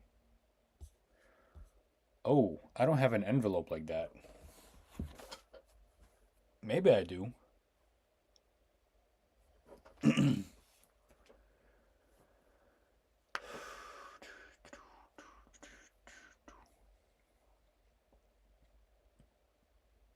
Frank says, what is Intel?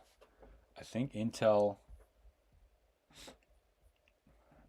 is some old company I heard about once.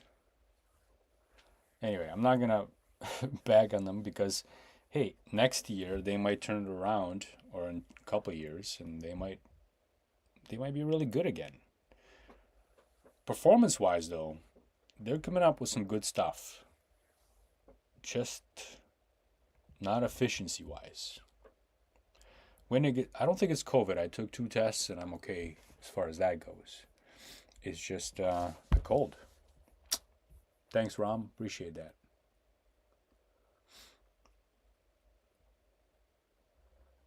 Yeah, this might take a while, so feel free to hop off and then come back later, okay? Quantum People, Pineapple. I keep mispronouncing your name. How much RAM is currently using? Let's see. Both of these. Android Studio. 2.12 and 1.61.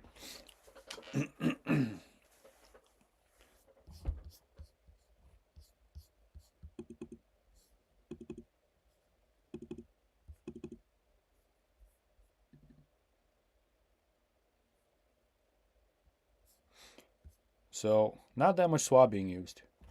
You know what I'm going to do? I'm going to run an Android Studio build. Oh yeah. You can see that I was already doing it. But this is for your benefit here. Anybody care about this?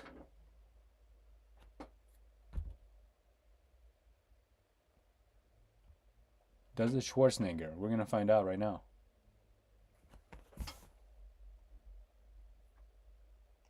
Oh, look at this. Edgewall says, please do a comparison to Android. So there we go. Let's try it.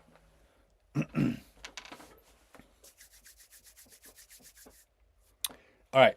Let me tell you what this is. So this is a project called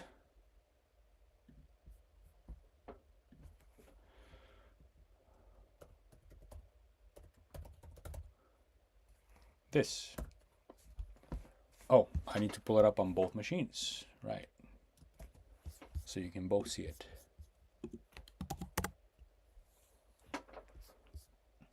All right, so this is basically Firefox Mobile. I've done tests like this one before. They were the Android Studio Benchmark, which were a clone of this one. But I thought this one is being updated like constantly, 4 hours ago. So I thought I'd go to the source and do a build of this one to check it out. So this is the one that I'm gonna build now. So I cloned it, but there's one thing I need to do. I think I need to, oh, look at that Android Studio. Can you see that? Yeah, it must look weird on the stream because suddenly there's a break in the menu. It goes from run to tools. Yeah, but we've talked about that before. That's the notch. It is kind of weird when your menu suddenly ends and continues on the other side. But let's go to build, clean project, build, clean project. And also we need to go to invalidate caches.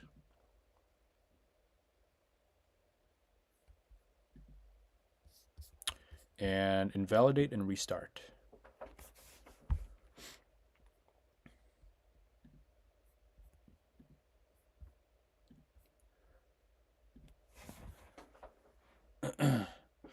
So the first time you run this is going to do the Gradle build, and just gotta wait a little bit until that's done. And when that's done, oh yeah.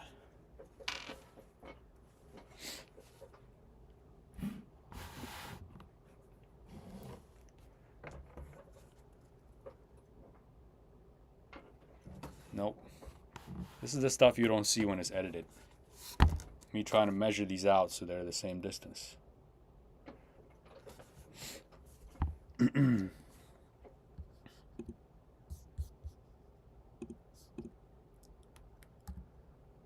Okay, that's the command we're going to run when it's done. And the first time you run this, it's going to take a little longer, and then subsequent runs are shorter because then you've got a cache. So the M2 is ready to go. This one is waiting. I think I opened it later. Just gonna wait for both of them, and they're both ready. Can you see this? Yeah, I think so. All right, ready to go. And boom.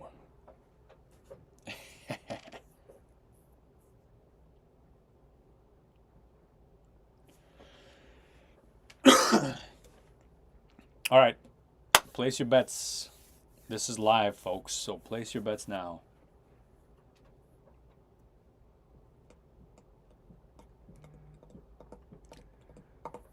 No music today. I don't know what to play that's going to be that's not going to get me banned or demonetized. Last time I got demonetized for playing that crab song. And my package is here, so I'm going to go get that while this is building.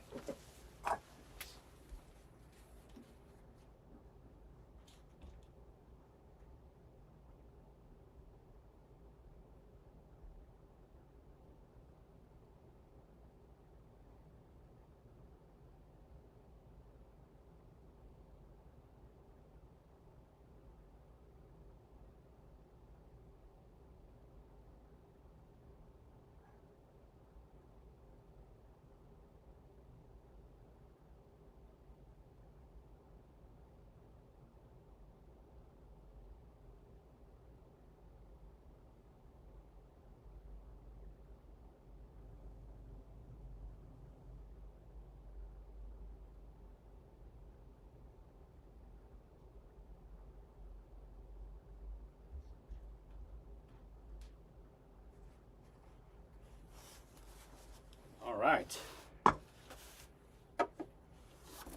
Who won? Oh, wow. Huh. That's a lot bigger difference than I thought it would be.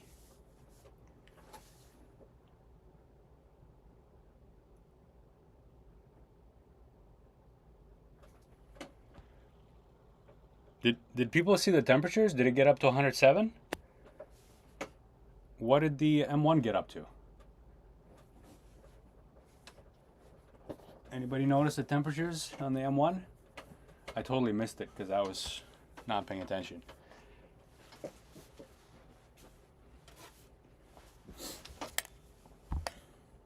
.41 on the M2, 42 on the M1. That's the surface. But wow, that was faster on the M2, a lot faster. I didn't expect that. Let's do a secondary build because this is going to take less time. And let's... Wait, what? I just noticed that I have a different command here. It should be the same though. App : clean should be the same as clean, right? But let's match them up just in case.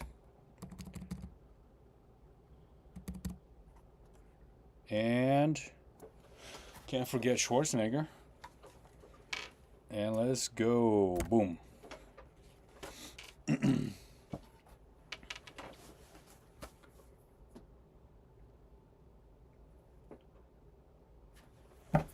So let's pop open this other package while that's happening. And let's keep an eye on the temperature. 98 over here. 98. They're both about 98, 95. Oh, the M2 just hit 100.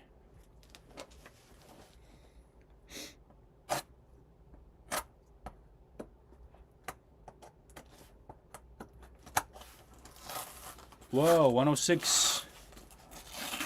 107. That famous temperature gate.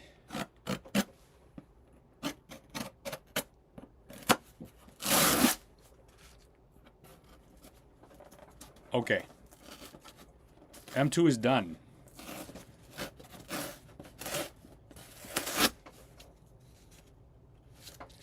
Pretty close, but still.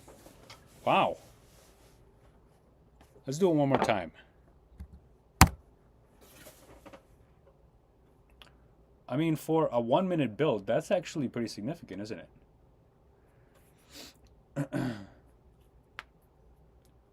Huh.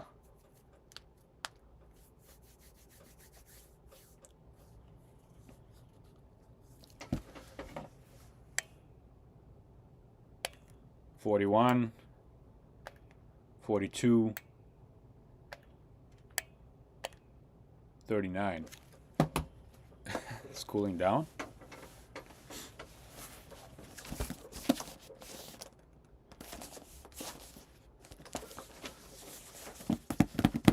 Guess what I have here?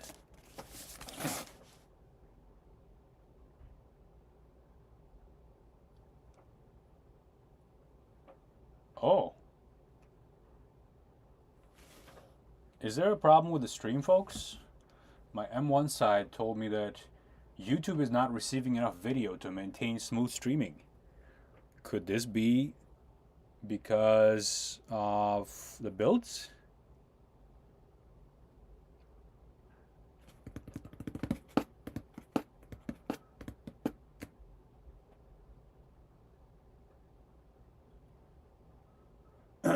Bassboy UK specs on each machine as it's a base model for each one of these. 8 and 8, that is. All right.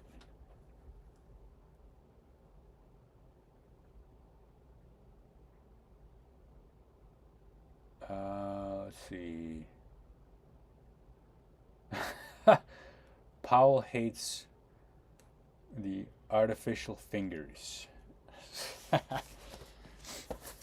They're not the cutest thing in the world, but they get the job done. You know, I first built this thing without the fingers. The first couple of tests had that, but it's just a piece of wood underneath. I didn't want to scratch the machine, and these fingers are nice and soft, so it's like it's not gonna hurt the machine. So yeah, they are kind of disturbing, but if they save the machine, that's what matters, right? So Quantum Pineapple says M1 is struggling. It might be, I don't know. I think the people on the M1 side are saying stream is fine just because they don't want to lose. But I don't know. What I'm seeing from the stream is that it's kind of pixelated from the M1 side. And the M2 side is cleaner. It might be because of the camera.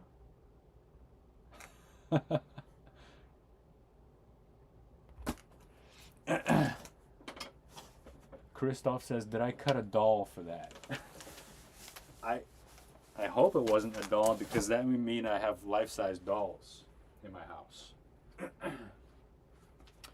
And that would mean something else. And I'm not going there. No, I bought these on Amazon. These are just fingertips. And you can buy these in a pack of 5, I guess. That makes sense. So I got 2 more. Maybe I'll extend the Schwarzenegger to have 5 fingers after all. We'll see.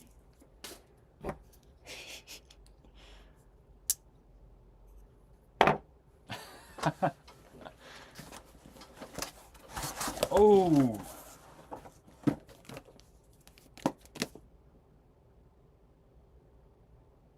Did I buy the right thing?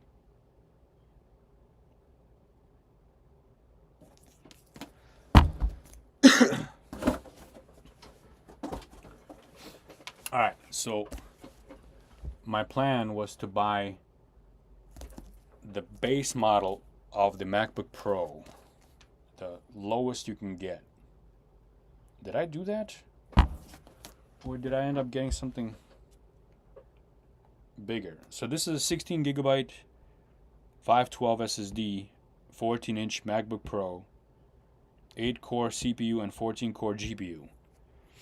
Does that sound right, folks?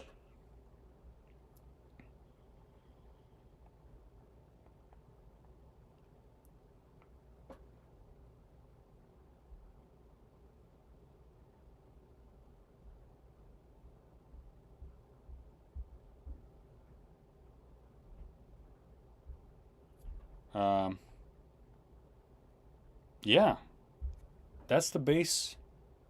That's the base model. That's what is considered base for the MacBook Pro, I guess.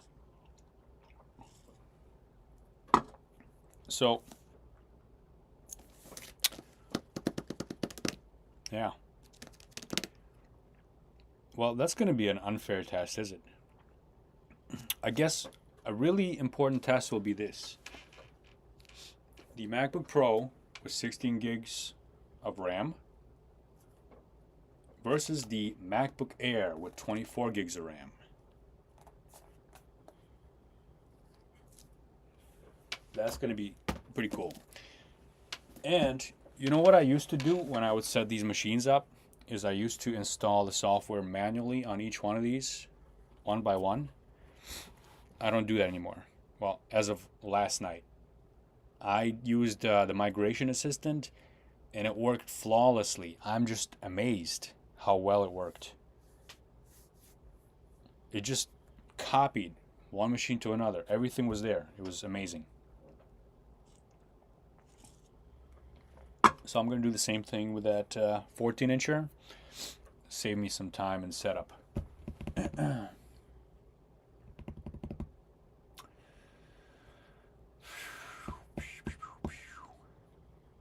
Yeah, that would be a good one.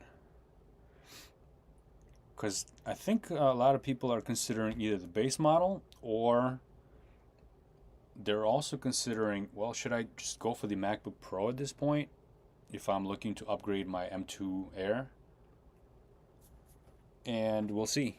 I'm curious myself because I have no idea, to be honest with you.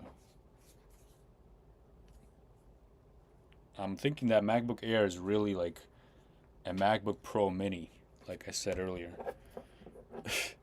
But that could be just my wishful thinking. We will see about that. I also want to take it outside and see what it's going to be like working outside with it. Just out of curiosity, how many people here use their machine outdoors where it could be like warmer than air conditioned inside? Because that really makes a big difference.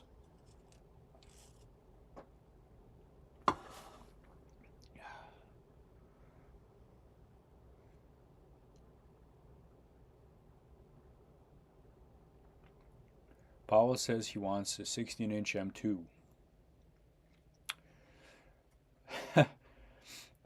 Quantum Pineapple says go outside. Yes.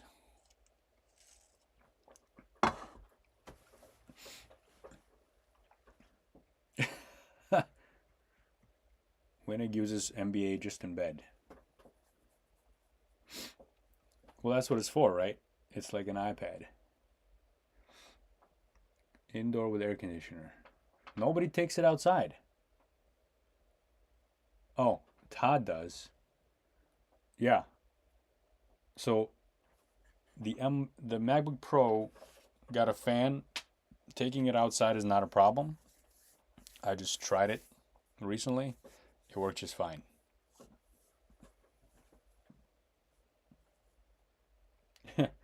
What is this outside you speak of, Neil?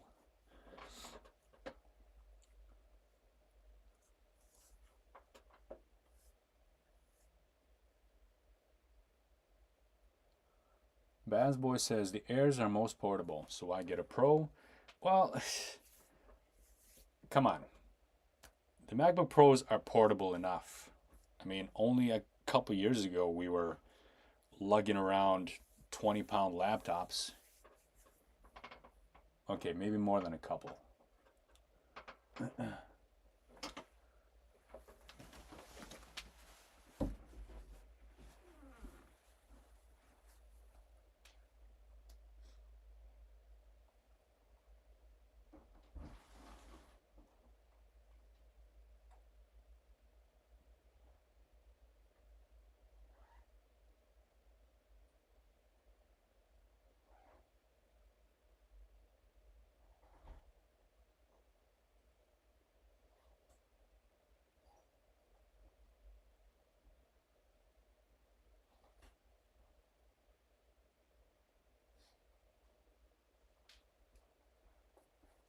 found it.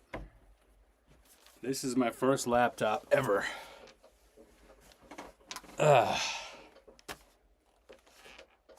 This thing weighs a ton, and I used to drag this on international flights. It was a heavy backpack. This thing weighs a ton.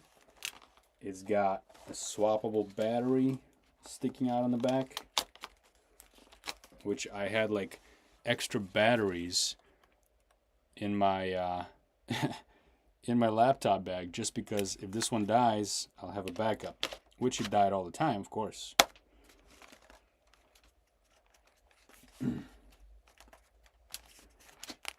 I remember buying this one, and I had to wait for like 2 months for it to ship from China. And now the battery is just not working anymore. Ah, there we go. This thing is super expandable though. You can just pop out a hard drive. You can change the memory. There's some kind of weird port that I don't even know what it does. Oh, that's probably for the docking station. But look at this thing. This is from 2008, and it has, I think, 16 gigabytes of RAM. Yeah, from 2008, it has 16 gigs of RAM. Super display port, VGA port, super USB, and a couple of other drives here.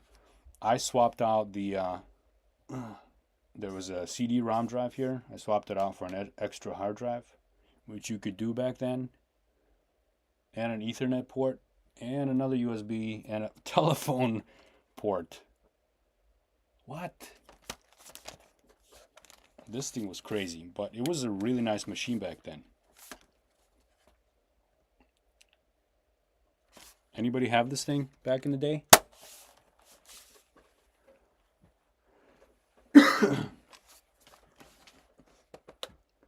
It was...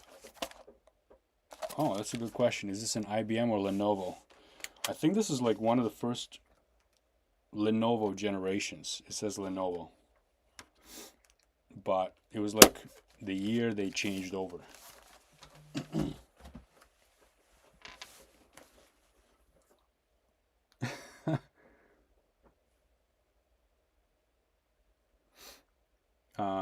My old Sony laptop from 2004 could swap out the CD player for a subwoofer or battery. You pick one, subwoofer or battery. Which one is it going to be? You can have one, not both.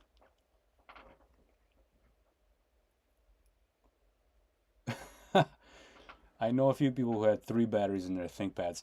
What was nice is that you can buy an extra large battery, which would stick out more from the back, but it would last longer, so you would do it, right?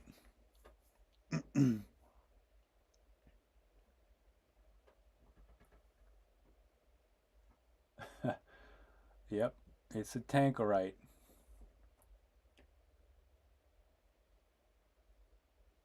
Leon Skeptic Official. I can compile in 50 seconds on my Pro. Oh, you tried this? You just tried this now?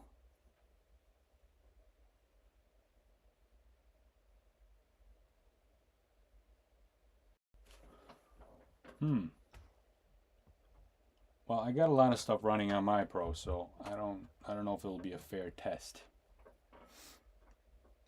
Ah, what the hell? I'll do it.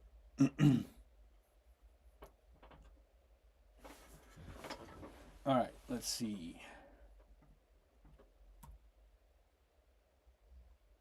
Now, was that your second build or your first build?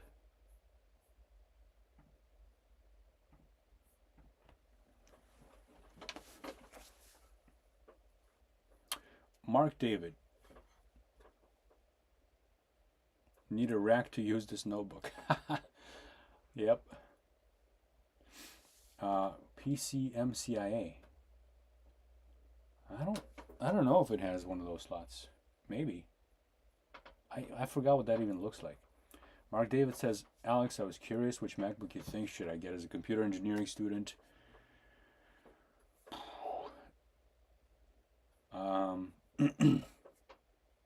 Really depends on your budget, I think, because there's a lot of Macs now out there now for different budgets, and make sure you talk to your professor first, because you want to make sure you're compatible with whatever they're going to require of you. So if you're going to be required to do some kind of stuff that requires an Intel based processor, then you want to make sure you have that ready. And yeah,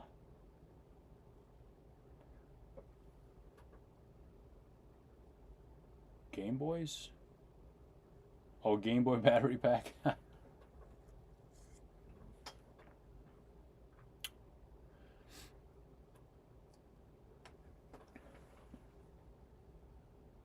Oh, Leon says, I work on a Pro every day. Let's see.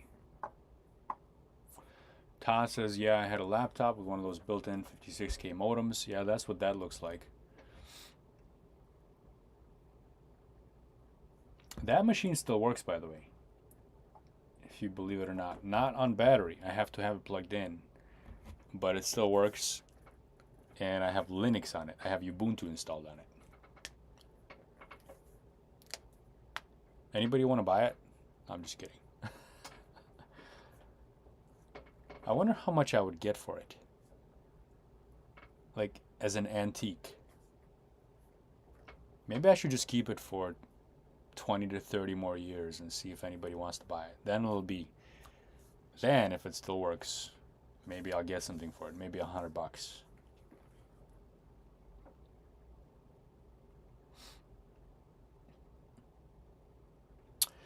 Jasmeet says, if I have to train M1 model, which can take 4 to 5 hours, do I need to worry about M2 getting too hot?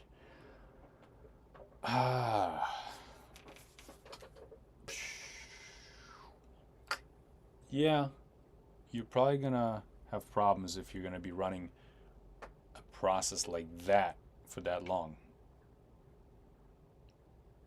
A Pro would probably be a better option for you.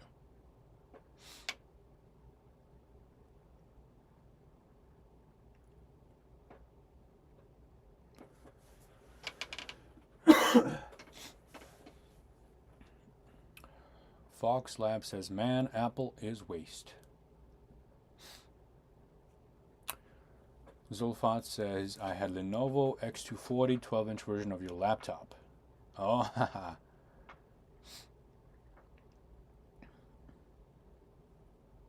It was a nice machine back then. Oh, the trackpad. Yeah, Ash. It was a terrible trackpad. Well, I didn't really use a trackpad. I had a mouse that I would just connect to it. I think I was using Logitech MX.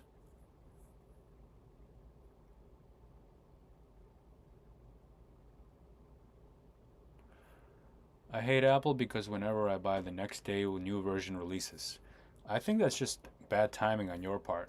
You should probably watch those keynotes and see when they're coming out with new ones, and don't buy a machine the day before they come out. But I get your point. There's new machines coming out every year from different manufacturers, and no matter what you buy, even if it's a Dell, next year there's going to be a new Dell, right? You can't just say you hate Apple because they come out with new products every year.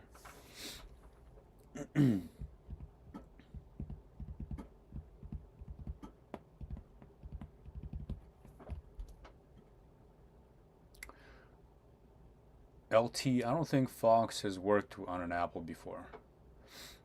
Otherwise, we'd have a different conversation. Ah, Todd has an interesting proposition. Can you do a build test on that old laptop? Or use it in a coding challenge? Oh, I would rather use a Chromebook than that thing. I'm telling you. But that is a very interesting proposition. That would be a very, very torturous experience for me. And it sounds interesting, but it would not be fun.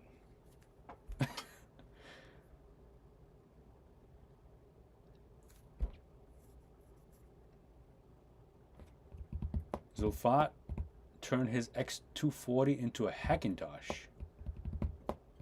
Interesting.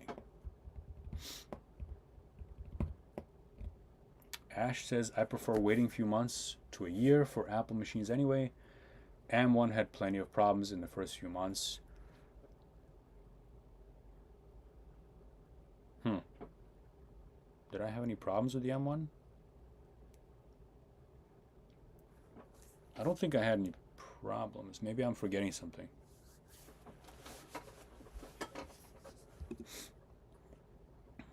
There was some kind of highly publicized SSD issue that was later debunked. But I don't remember having any problems with the M1. But I think to your point, there's like the early adopters of technology, and then there's people that wait a little bit until it's more widely adopted. And if you got work to do, then it's best that you keep doing your work on whatever works. For example, I bought the M1, but I didn't switch to it until a year afterwards. So I had my M1 MacBook Air, and I got the Mac Mini, which I returned since then. It's a really good machine, by the way, but I needed something mobile. But I kept using my Intel for my daily work because that's what worked for my stuff that I worked on. That's what brought in my paychecks. So not everything was compatible at that point when the M1s came out. So I tested it out. I was an early adopter, but I didn't fully adopt it as my working machine. So yeah, there were issues with software not being compatible with Apple Silicon. I think that's probably what you mean. But there weren't issues that were unforeseen. Like there were not problems with the hardware. The hardware worked fine. It was just compatibility with older software.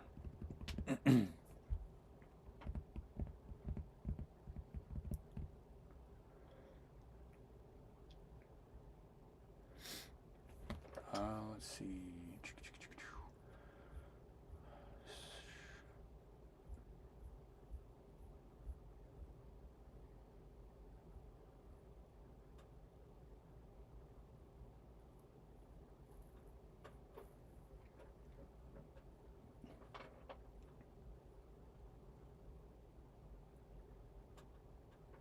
Leon does heavy C++ DSP programming.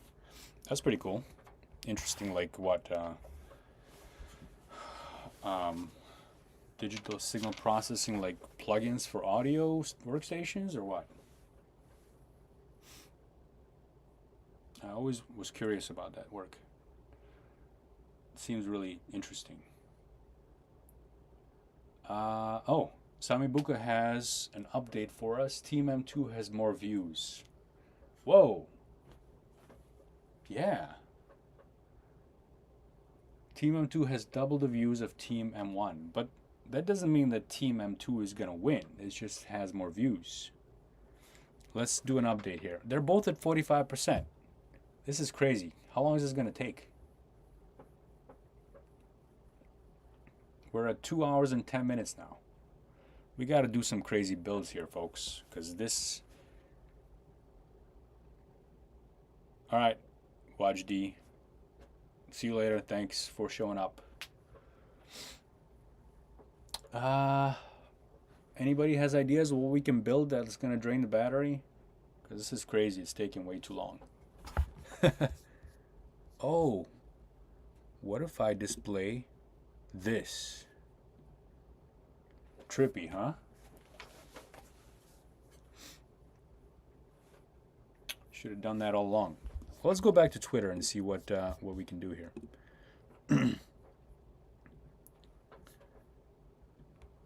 So I don't have an envelope like that to be like all cool on stage, like Steve Jobs taking it out of an envelope. All right, let's see. Does the paint easily scratch? Don't know. Haven't had it long enough, and I'm too careful to try it.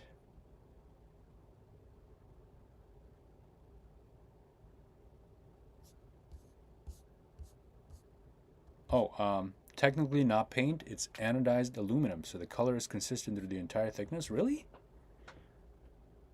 Well, that's good to know.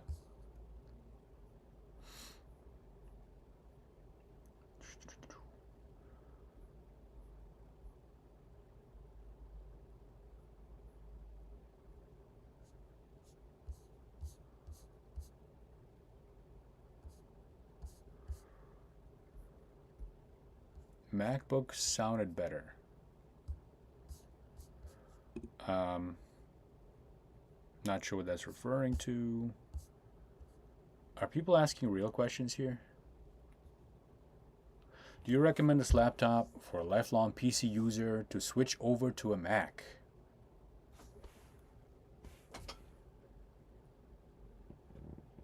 Is that Julie Benson, the Julie Benson?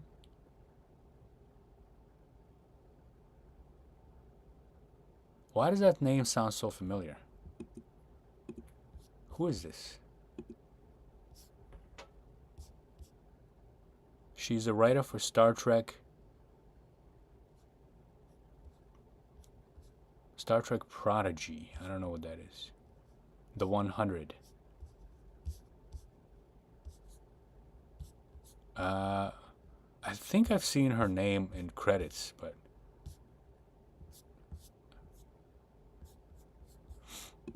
I don't know.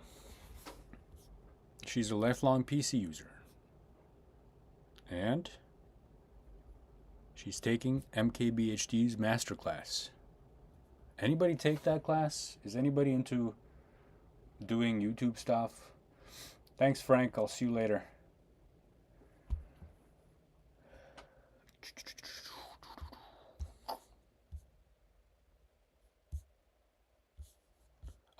Okay, so getting back to her question.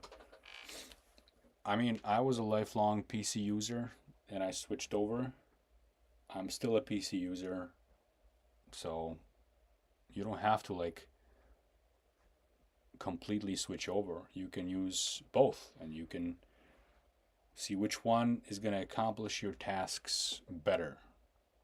But if one seems like an appealing platform and is going to work better for you in your ecosystem, especially if you have, she says she's got an iPad, an iPhone, you're in the ecosystem.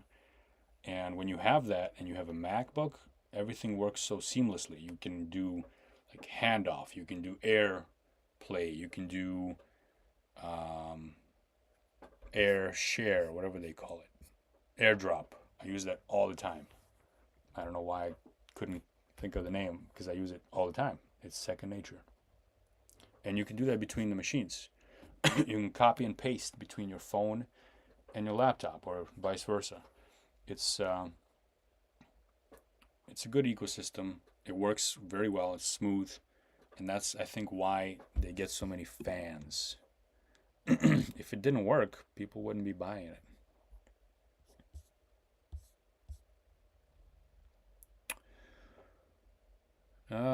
Should I get an M2 MacBook Air if I'm running heavy CAD software with YouTube tabs and many reference tabs open? I mean, you're doing heavy rendering, heavy graphics stuff, you probably want to get a Pro machine.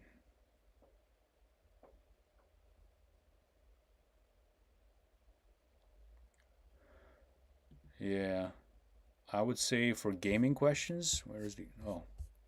Yeah, I don't know why these are not in sync. Heat.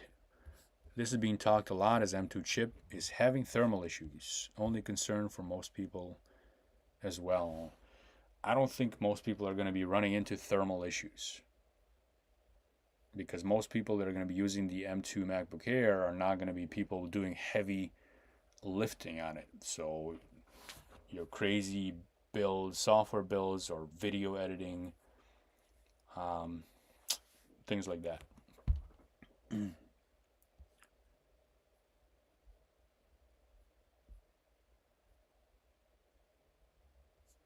Okay, I have an M1 MacBook Pro, absolutely love it.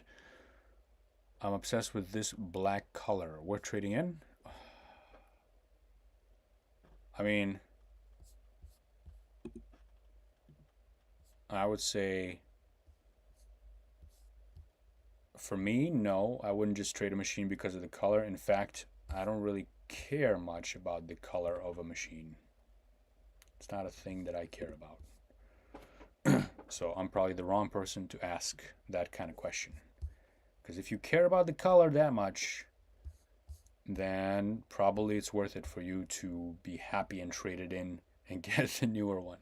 Anyway, I think it's more than that, because we're talking about upgrading from an M1 MacBook Pro to a brand new M2 MacBook Air. There's a lot more than just color there. You're getting a lot of stuff there for the upgrade included, right?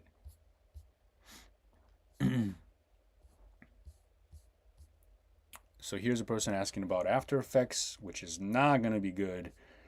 After Effects barely runs. It runs, but it struggles on every single machine that I've ever had. It's a really hungry beast of a software package.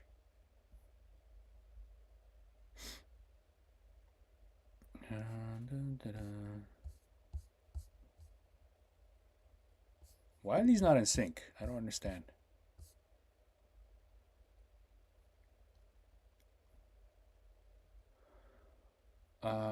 Landon says, is the M2 chip overkill? No. How does it compare to the MacBook Pro M1 Pro 14-inch? Haha. Yeah, that's going to be an interesting comparison, and that's what I'm going to be doing next week.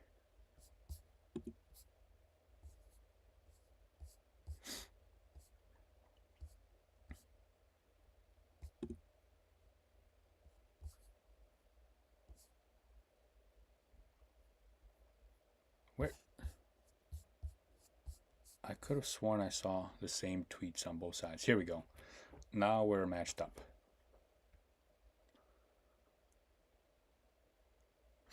How's the performance compared to the baseline M1?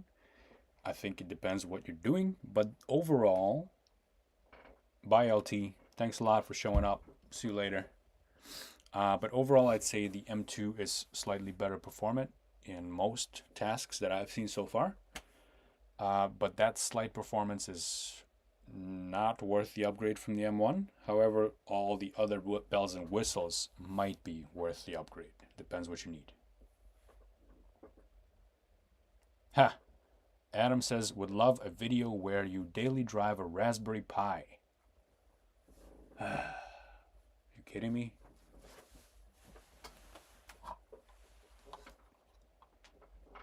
This thing?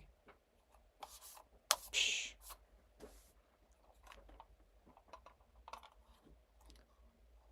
Maybe. Do you think this is going to be better than a Chromebook? I doubt it.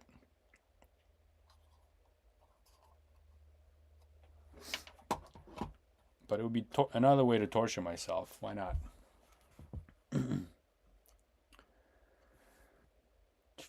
Oh, it's time for an update. Oh, this is working, folks. We're at 39%, but we're both at 39%, unfortunately. We don't have a clear winner here. One of these is going to die first. I'll be right back.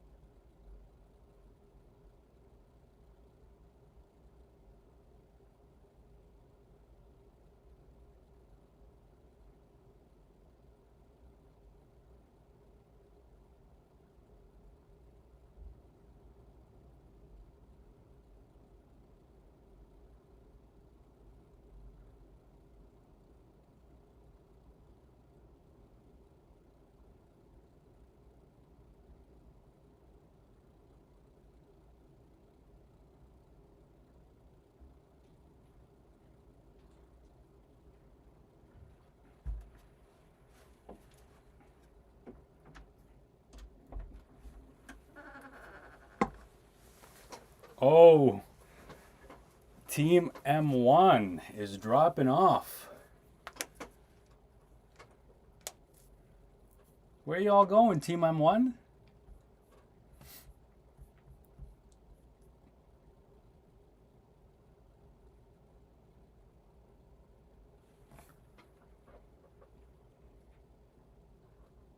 Some strong folks are still remaining.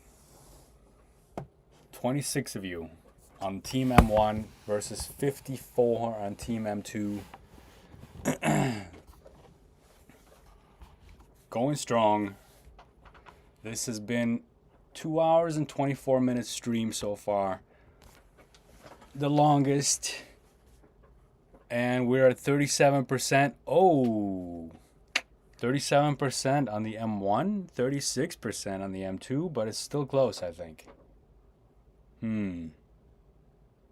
Mark says, what's your opinion on the M1 Mac Mini? Great machine. If you're looking for a desktop machine, that's the best bang for the buck right there.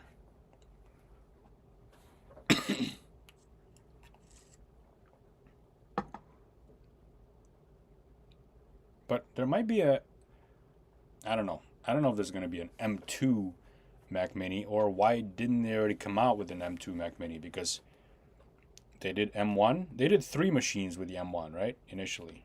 Mac Mini, MacBook Pro, and MacBook Air. Why didn't they do the same thing for M2? Who knows?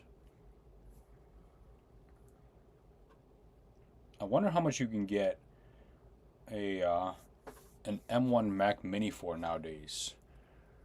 Because that would be like, let's say you get a $400 M1 Mac Mini. That would be a good deal.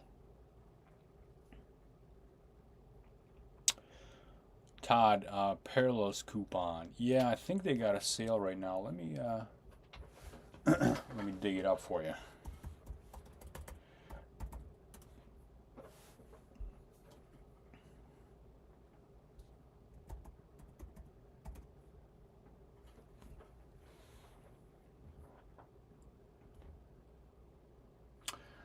The problem is it's only for US, UK,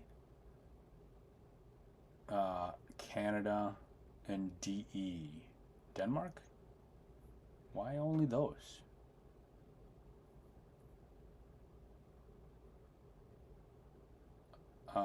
Which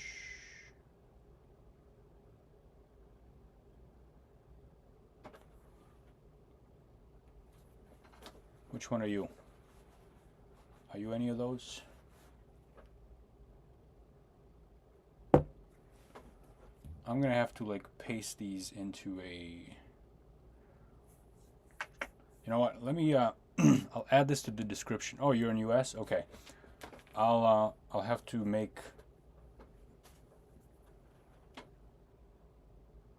I'll have to make these links because they sent me like parts of the links. Because part of it I have to insert my. They gave me XXXX to replace it with my partner ID. They didn't give me actual links, but I'll have to give that to you. So I will add this to the description of this video when it's over, when the stream is over. Or maybe I can find it real quick here.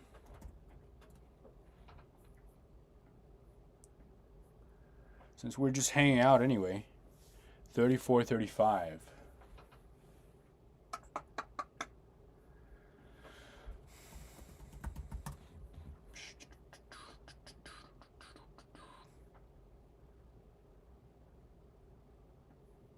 Oh, I think I can just give it to you.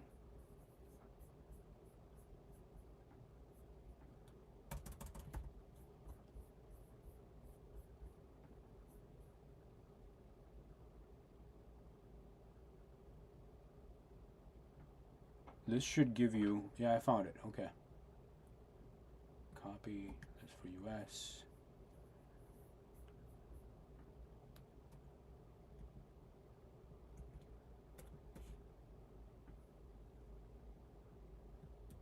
This should give you like $10 off and also a gift card. Or that's in Canada. In Canada you get a gift card.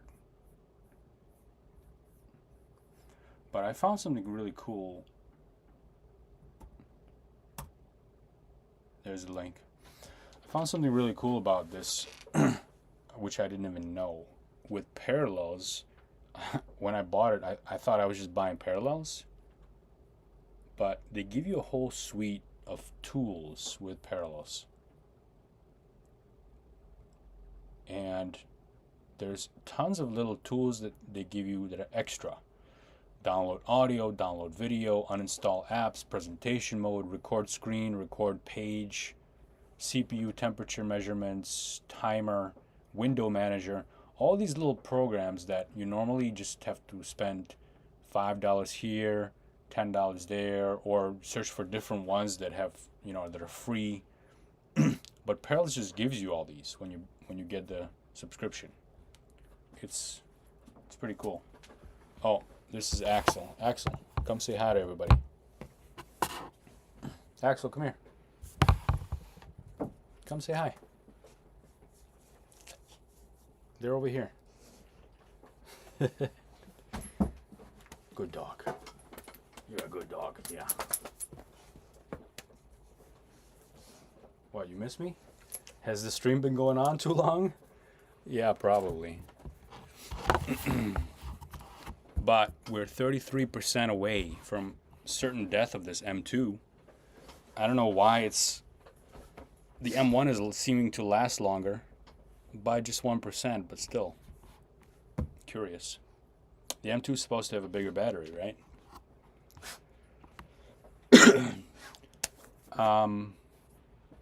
Oscarali says, does Parallels work with M2 chip? Absolutely. Powell says he wants to take a walk. Go take a walk, Axel. I'm busy. That's mean. You're mean, Daddy.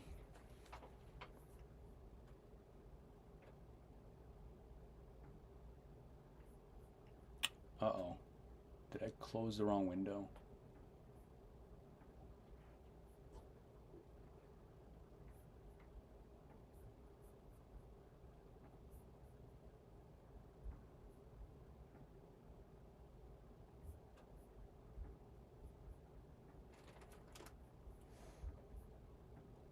Oh no. Is it this one?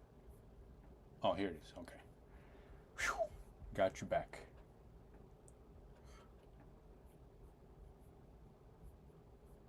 I don't think it's going to be a marathon.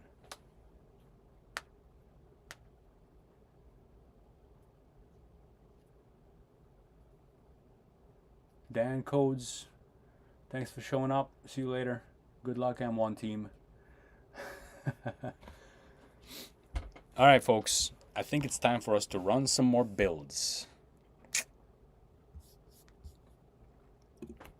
And I just want to see, we did speedometer before, but we did not, or did I do? Yeah, I did speedometer, but I did not run the other available tests on there, the UI tests. So let's go over here to Browser Bench.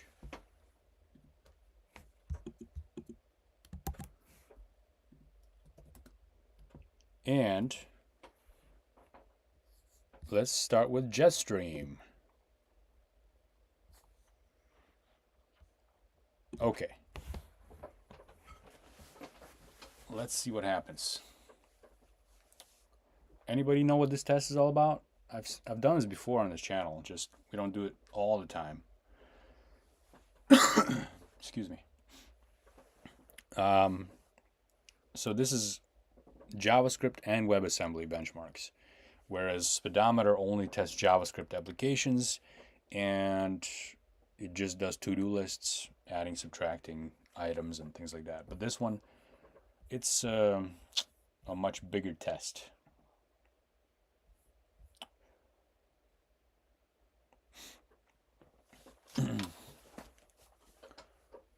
I wish I could read Greek, but I don't know how to say your name.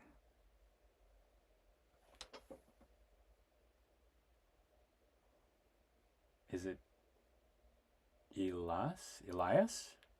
Am I saying that right? Is it Elias? I'm just guessing. I have no idea.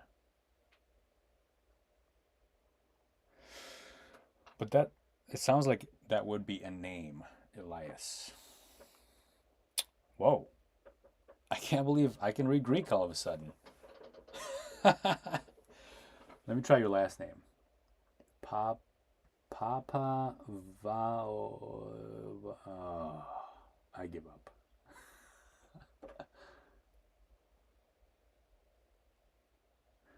Sorry. Messed up your name. But I got your first name right. Hey, look at this. We got a score.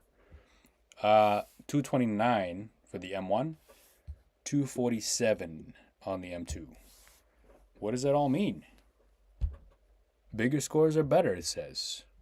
Read the in-depth analysis to find out more. So yeah, this one does like JavaScript, and it does WebAssembly tests. We can see the individual scores, but here's the breakdown of all the different stuff it does. A TypeScript compilation. This is pretty cool, actually. Ray tracing, huh? Interesting.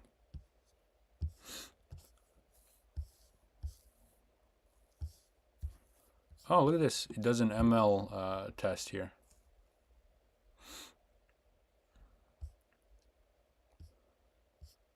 Now, I don't know each individual one of these tests. I'm familiar with some of these, but not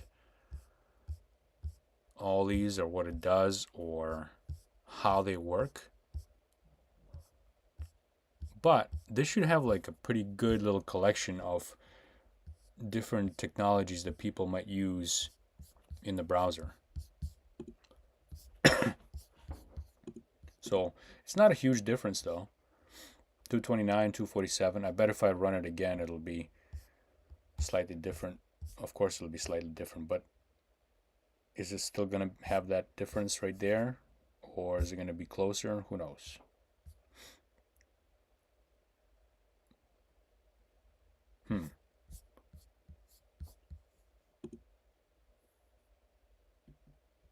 Let's do motion mark. This one does like animations and browser graphics.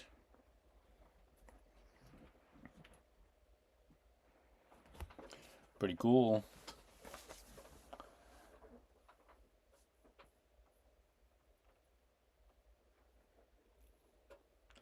All right, Diogo says an M2 with 24 gigs of RAM and 1 terabyte of disk.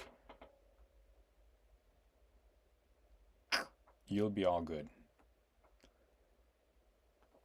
I think that'll be a good machine for you. Now, if you're getting that machine for a discount, good for you. But the amount of money you're paying for that machine, do you wonder if the MacBook Pro for the about similar price will be a good option?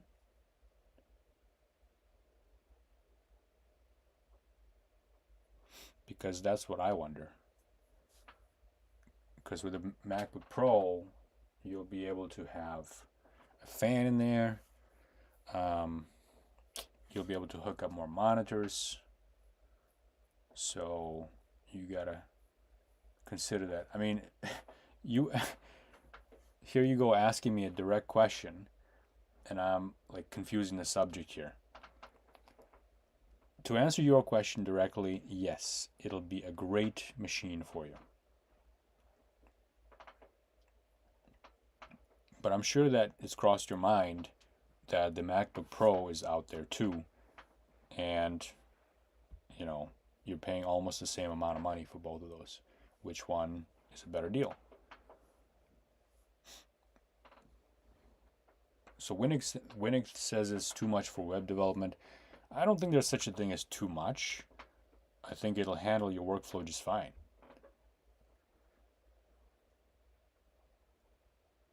It's more than enough, let's just say that, yeah? RM says, what do you suggest between M2 Pro versus Mac Pro 14-inch? Oh, the 14-inch. Yeah. Why? Because the M2 Pro is just a really old machine physically. I kind of don't like what Apple did with that.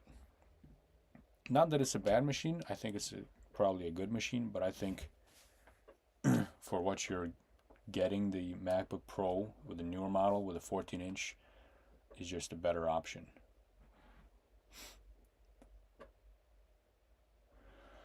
Manav says, which is more warm currently, the M1 or the M2? Well, you can see the internal temperatures. Whoa! The M1 is at 97 degrees and the M2 is at 83.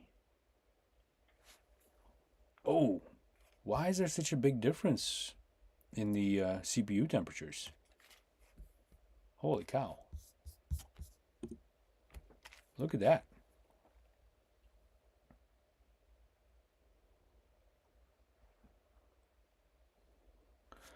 As far as the outside temperature, the M1 MacBook Air is at 42 degrees on top, and the M2 is at 45. Interesting. So the M2 is taking more heat away from the processor, I guess, and into the body.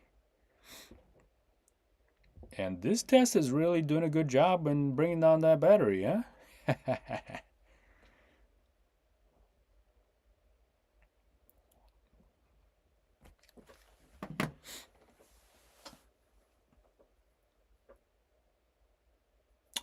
Okay. Oh, Jacob has some news. Looking forward to testing the new VMware Fusion tech preview announced today. Are you sure about that? Was there something announced today? Do you have a link? Really would like to see that because they announced like something in the last fall. Oh, we have this thing. Where is it? Haven't seen it. They hid the link like somewhere on a blog post, like really far away that you couldn't find it. Do they really have one now? Let me check.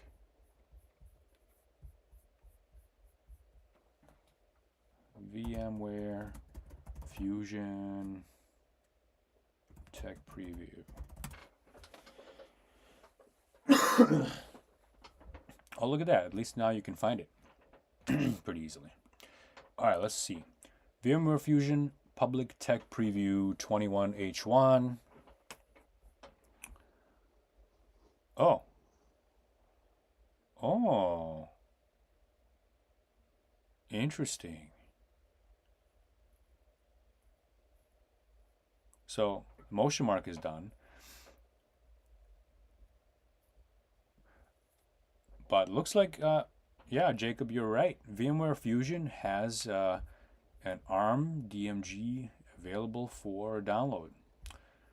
They're finally trying to catch up. I don't know when they'll have the full version out.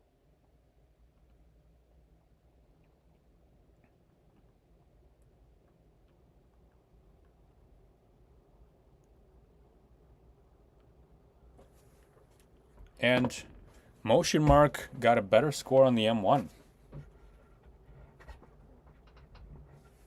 That's interesting. I wonder why. And I want to run it again just to see if that's repeatable.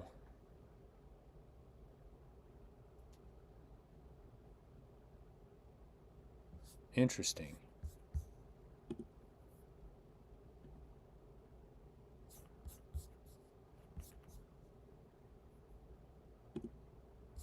Let's try that again. And I'm going to quit this. So we have 3 tabs open on each.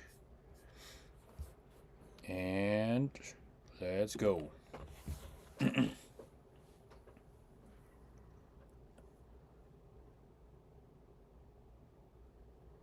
Huh. Well, yeah, thanks for that, Jacob. I didn't know that VMware Fusion was making progress on that. So that's, I mean, of course they're making progress, but that's good to know. Might have to check that out. Wonder how well it works. I know that Parallels is pretty smooth as of right now. and they were the first ones, like over a year and a half ago, to come out with a version that was usable in Apple Silicon. So I'm sure they've made a lot of progress since then with their version 17 and the latest ones, but I hope there's more competition in this area, because that's only going to make things better for everybody else. Okay, Linz asks, have you tried thermal mods? I couldn't find a video. I don't have a video about that, but others have a video about that. I think Luke Miani did one, and Max Tech also did one on thermal mods. And I have my opinion about thermal mods. And I'll tell you what my opinion is and what my theory is. But we've seen from their videos that it does indeed help performance by putting it. So for anybody that doesn't know what Linz is talking about here, we're talking about opening up the machine, putting in some kind of like thermal pads inside that touch where the processor touches, and they also touch the outside of the case. And what that does is, the idea is that it'll take heat away from the processor and spread it across a larger surface, which would be the case itself, right? So you're sucking the heat away from the processor, allowing throttling to happen later, and therefore keeping the performance of the machine higher. But here's the problem that I have with that. One is that, well, how much performance are you really getting out of that? Is it that much? Not that much. And two, and this is the biggie, what's the component in the laptop that's most susceptible to temperature changes, that's going to get hurt by high temperatures the most? Anybody? It's the battery. The battery is something that you want to keep heat away from as much as possible.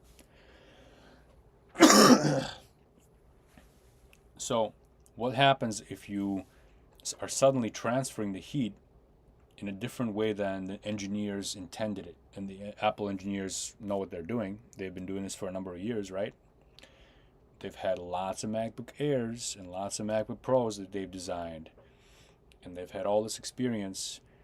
They know how heat goes around. They have models and simulations and real-world tests. They know how to do that. And heat and cold, like Mohammed Hussein says, is bad for battery. When you're taking heat away from one place of the laptop and you're bringing it closer to the battery, what's that going to do to the battery? Well, it might give you better performance in the short term, but what's it going to do for your battery in the long term? Probably not something good. So it's a nice experiment, and it's appreciated, and it's, good work to find that stuff out. But it wasn't designed to do that. You've essentially taken a machine, you've modified it, and now you have to deal with the consequences which you don't know about. So if you're going to tell people or recommend that people try the thermal mod for their machines, also you should mention the caveat that, well, there might be problems down the line when you are talking about the longevity of the battery.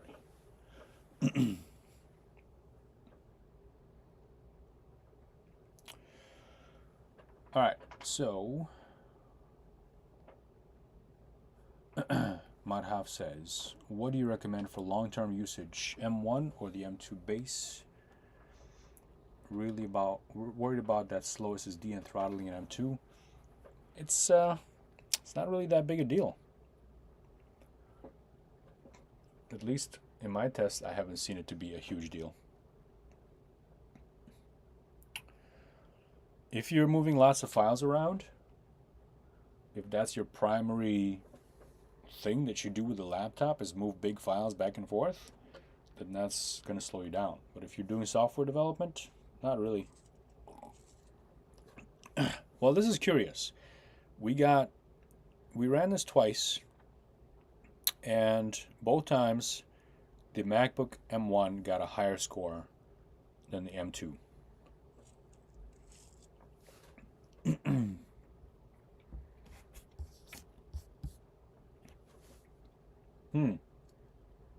Anybody familiar with the intricacies of this test and why this is happening?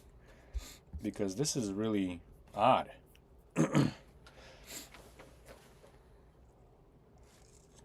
I'm going to run this one more time, and I want to examine what's going on the machine while it's running. All right, so let's have a look at Activity Monitor here. Can you all see that?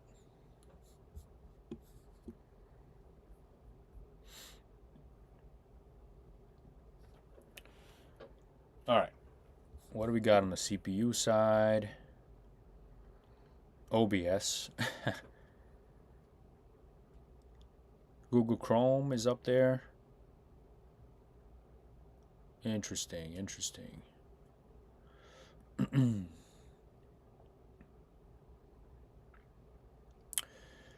On the M2, the Google Chrome process is up to 90 to 100. Now it's at 74. But for some reason on the M1, the Google Chrome process is like 0. Oh, you know what? That was silly. I didn't have the M1 side sorted. So it's just a different Google Chrome process, but it's up to 100 now. Yeah.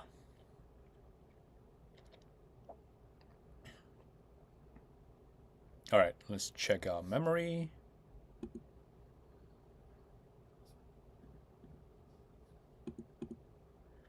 Java, both of them. Android Studio, Java, it's like identical. We got pretty much the same exact memory usage on both these machines. And swap, 5.33 gigabytes on one, 5.25 on the other. So, hey, look at that. That could be it right there. If this test, I don't know why it would be, but if this test is using that much swap, then that could be what's slowing down the M2 here in this case, right?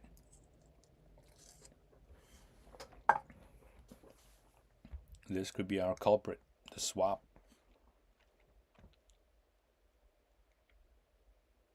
So graphics intensive stuff is going to suffer a lot on this base model.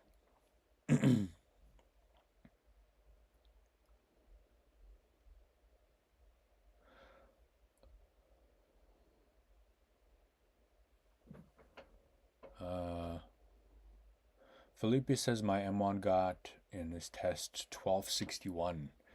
Wow. Well, do you have any other things running on your machine?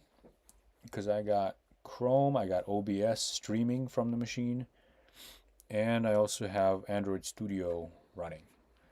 These are not like numbers that you should consider like valid benchmark tests, because I'm just running these to get an idea how relative to each other they do if we're running a bunch of stuff at the same time. And I'm also trying to run down this battery so I don't have to sit here all night.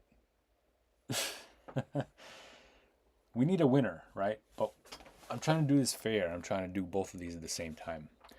Felipe is running Chrome, Safari, and IntelliJ.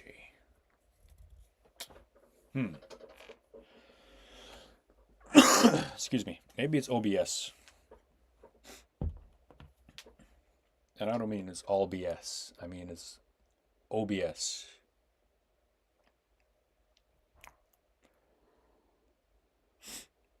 What does OBS stand for? I forgot. Open Broadcast something? Open Broadcaster Software.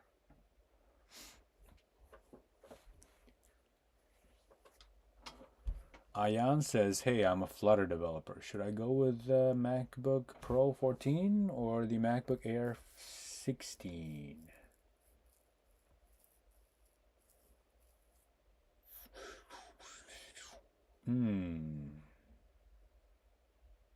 I think they would both do Flutter just fine. It's just a matter of, well, do you need that fan? And the Air is going to be also lighter. It's a tough call. I think that because you're a mobile developer, you're going to be running emulators. So at that point, I'd say go for the Pro. And especially because if you're doing like Android emulators, those cost a lot. And those are going to be heavy. So the Pro model with a fan is going to be a good bet for you. All right, Todd, see ya. Thanks for showing up. Winnig, you've been here almost the whole time. Thank you. Oh, look at this. We've got a score finally higher than 1,000 on the M1. 1,026 on the M1. 927 on the M2.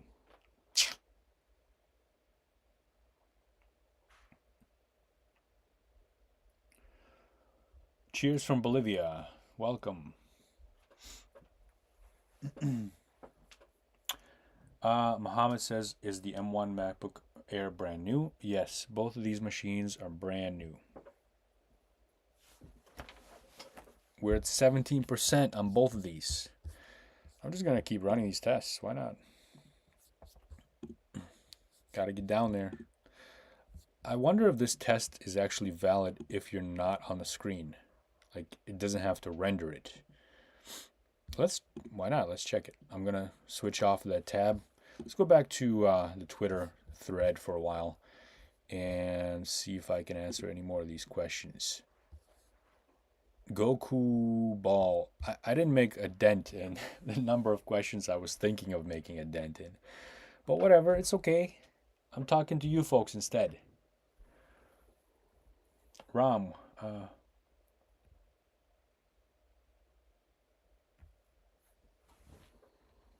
Who's the old lady behind me?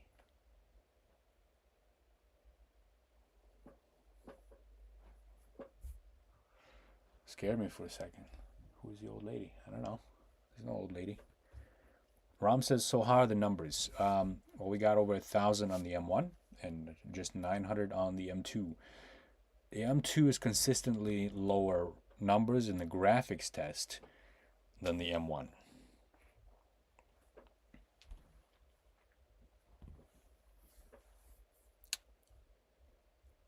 All right, Jacob, stop gloating.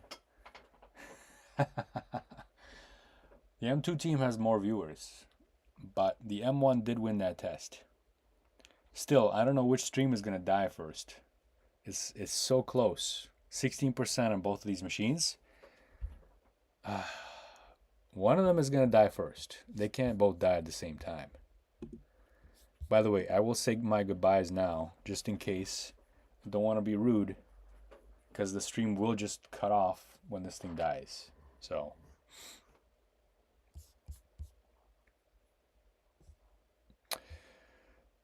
all right, this person says, if you have an option of choosing between M1 and M2, are you going for M2 processor or M1? Are you willing to pay more for M2? Well, if you have an option, that means that you have the finances available for the M2, then go for the M2.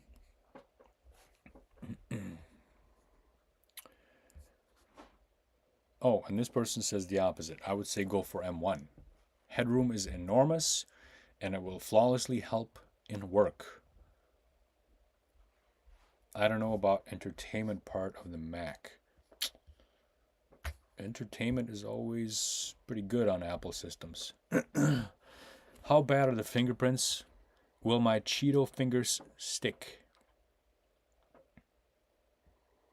Yeah, they will. Have we been doing this for 3 hours? Wow.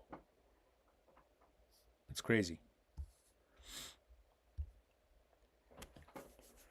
How good is it for editing video? I would say, well, I use Premiere Pro, which is an Adobe product, so it's going to be very, very slow.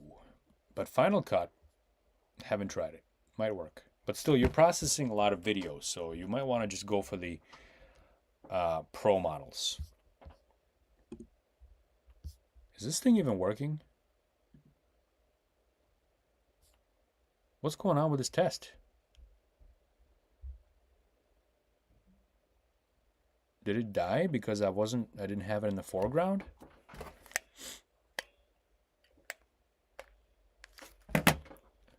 All right, let's restart it. Jeez, sensitive, aren't we? All right.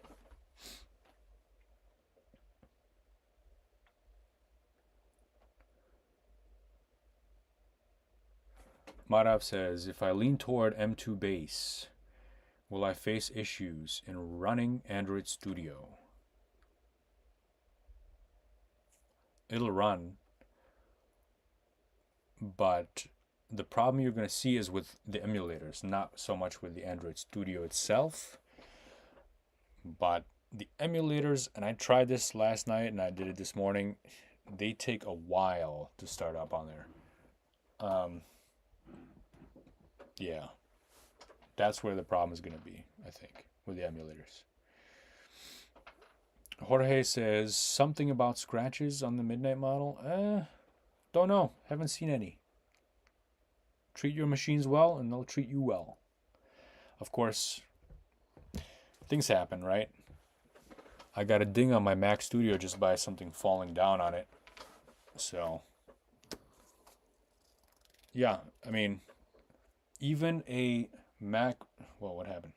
Even a space gray MacBook will get scratches if you scratch it, or if you get something on it, right?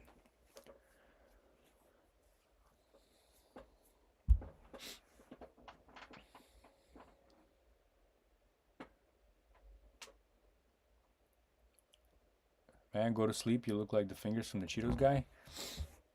Me? Well, I am sick and I am a bit tired, and this has been a long stream, but I think we're coming close to the end. So, I'll get my sleep later. And it's not that late here. It's only 5 o'clock.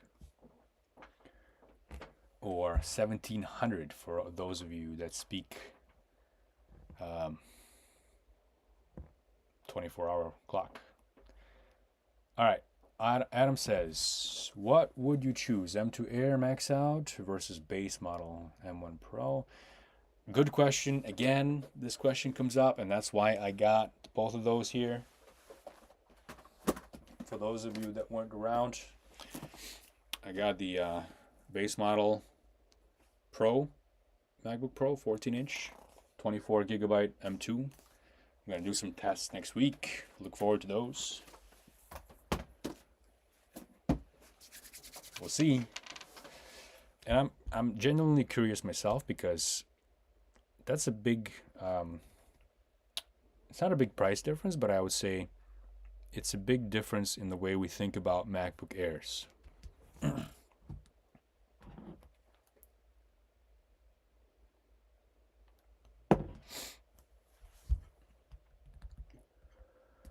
Mahmoud, stop trying to scare me. Powell, I thought you went to sleep. I have a USB stick, cheap and metal. I can't believe that you can't easily. I can't believe that you can't easily scratch us. Oh. Yeah, I mean, you just got to be careful, right? And is your USB stick a USB-C or USB-A?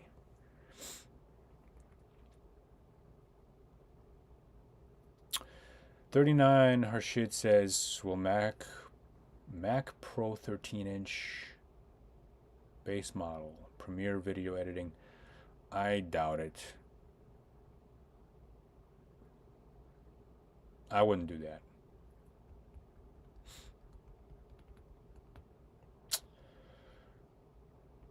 Dino says, where are you from? Sounds like Eastern Europe. Originally from Russia. Let's see what the M1 side says. Felipe says, Safari motion test. I thought you were on the other side, Felipe. Did you switch sides? Oh, you're in Safari. That's why.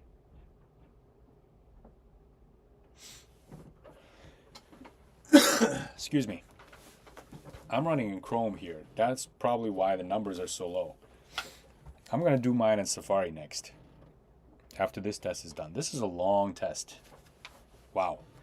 We're at 11% on both of these.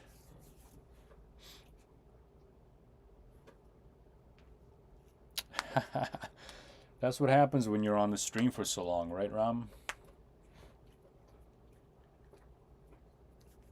All right, look at these scores.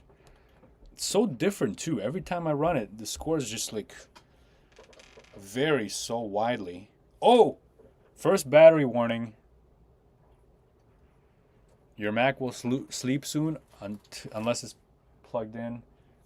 Wow. Okay, so we got a battery warning at 10% on the MacBook Air M2. I'm sure I'll get that very soon on the M1 too. Now,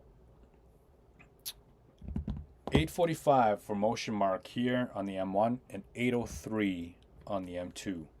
Very different results each time I run it.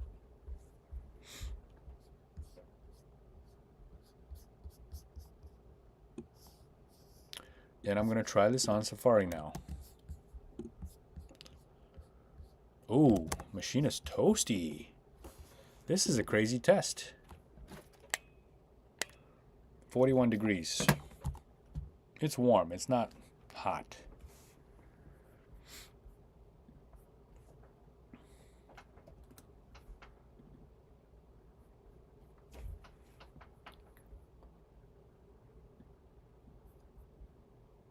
There's that battery warning on the M1.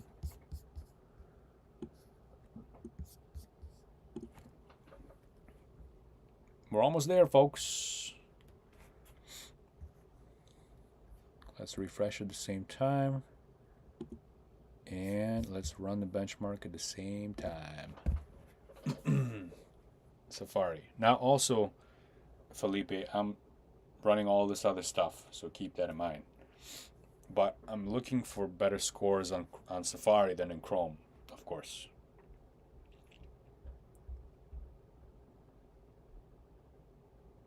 Jacob says, my new M1 Air is arriving today. You bought an M1 brand new now? Interesting choice. Yeah, I mean, that's a good point. Let me see if that's in my notes for a video next week. So I'm making a video next week about a lot of people are trying to make this decision, right? And I'm wondering, like, well, if you don't have a machine at all and you're faced between M1 and M2 and you don't have a machine at all, what would you get?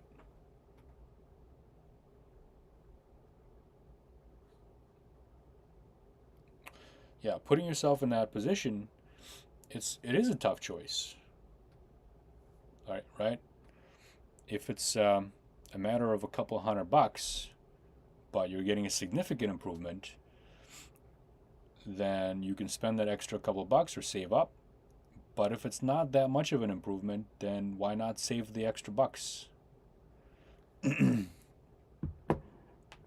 it's not, and performance-wise, it's not that much of an improvement.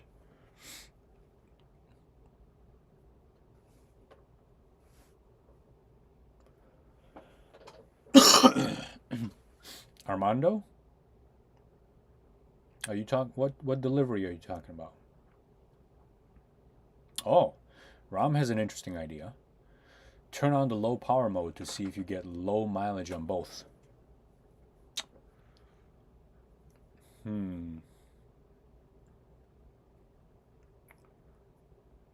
More mileage? What do you mean by more mileage? Like, you actually want the stream to last longer?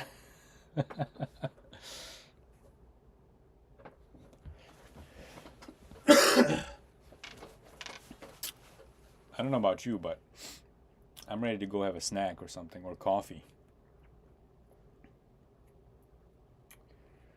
Christoph says, my thing is, there's anything the M2 can do that the M1 can't do.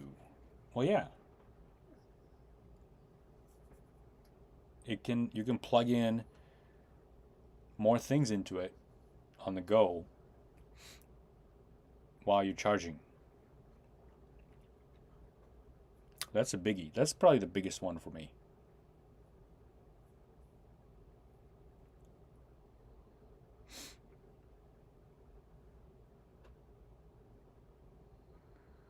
They say that CPU power do not go over 10 watts. I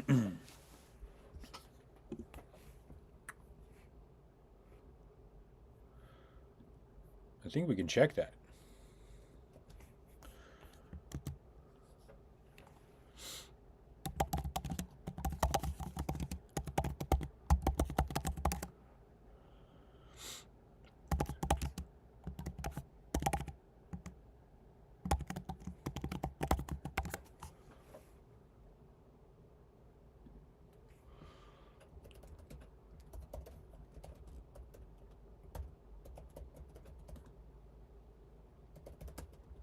So I'm running AziTop, little program written in Python, which does a little visualization thingy so you can see how much power is being used. Oh, that's barely anything. 7 watts on both, about the same. And they're both throttling right now, as you can see right there. It says yes.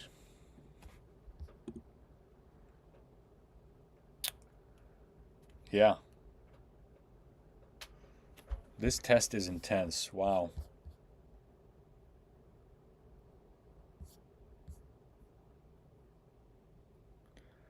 All right, we're at 7% on the M1 and 6% on the M2. We're almost there. All right, Ram, see you later. Brian Newton says, just picked up the base MacBook Pro 14 for $16.99. Are you in the United States? And is this like a special for that location or? Oh, okay, this is interesting. So every time I ran this motion mark test. Axel, you're making a lot of noise over there. My dog. So every time I ran this test in Chrome, the M1 beat the M2. But now we're getting much higher scores in Safari, and the M2 won. Interesting. Let's do this.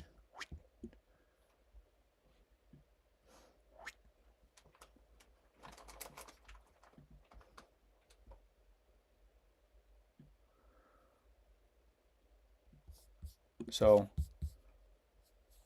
got a few minutes left probably, I'm guessing.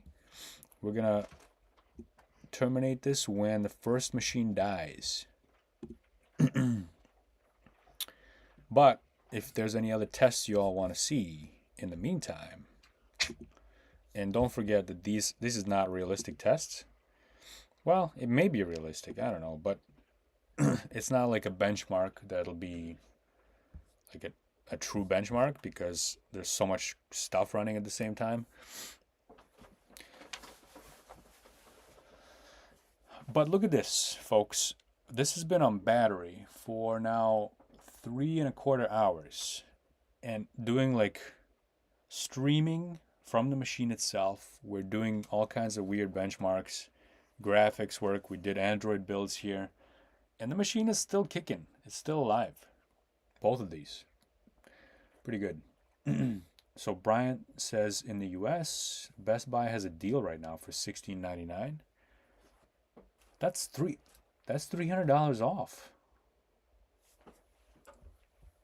Really?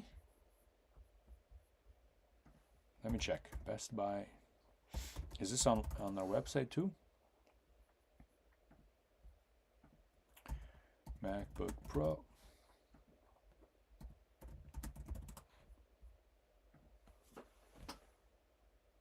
Ooh. Wow, okay. Moving quickly here. MacBook Pro 14-inch. All right, I'm seeing $17.49, which is still pretty good.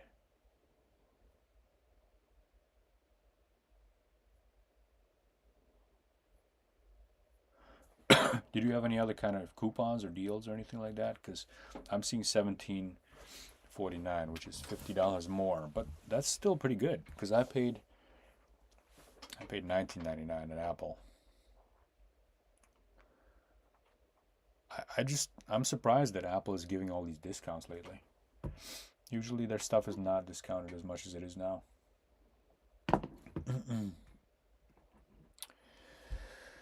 All right, let's see.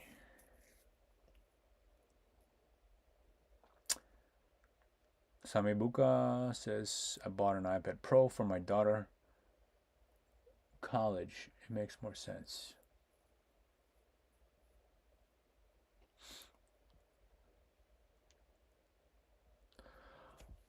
You know, I always dream about taking out the iPad and hooking it up to a keyboard and doing some work that way. But I never get a chance to do that. I wonder like how feasible that really is.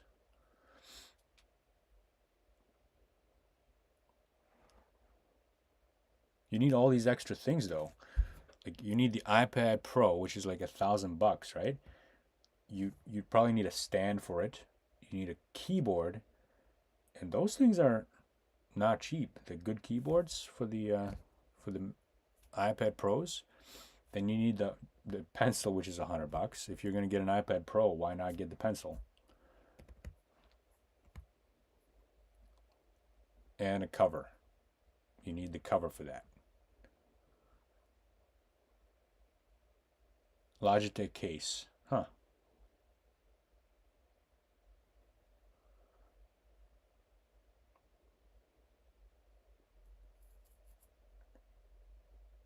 I got the LG keyboard. It's really nice. Maybe I'll try that out. I have an iPad Pro, but really, I mostly use it for my son for watching videos and drawing. It's really good for drawing. So Georgi Ivanov says, is the M2's MacBook screen good for video editing? It's a very good screen. But is it better than the M1? Significantly better? I don't see that much of a difference visually. I know on paper it's supposed to be better and brighter, but not in practice. 3%. This test. This is the killer test right here. Graphics work. All right, are we placing any bets? Any late bets coming in? Jacob says, I have an M1 Mini hooked up to the TV. Interesting. Intel i7 MBP for work and gave my fiance M1 MBP. Very nice of you.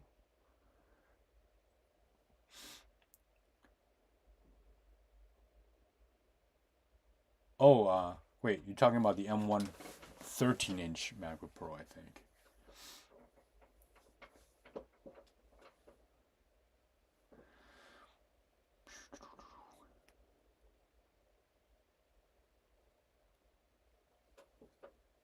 Oh, okay. So we got some scores for both of these. This is like a ridiculous test because you're not supposed to run these at the same time. But let's just review it. 924 on Safari.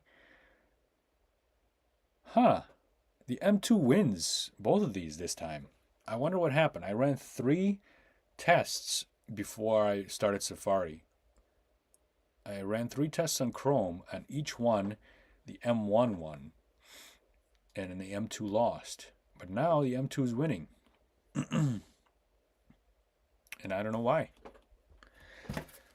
But that just goes to show you, like, is there really that much of a difference? They're so close, and they keep switching, and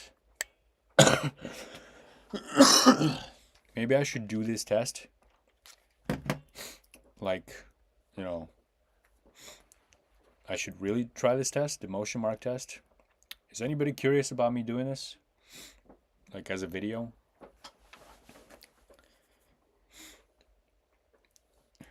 I really got to learn more about what this test does specifically, because I'm not too familiar, but is this like a realistic test that people would care about?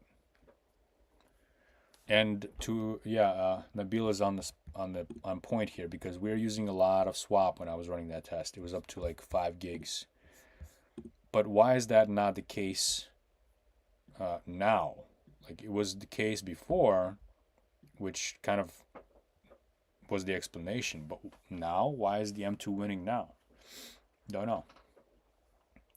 1% on the M2, 2% on the M1. Huh.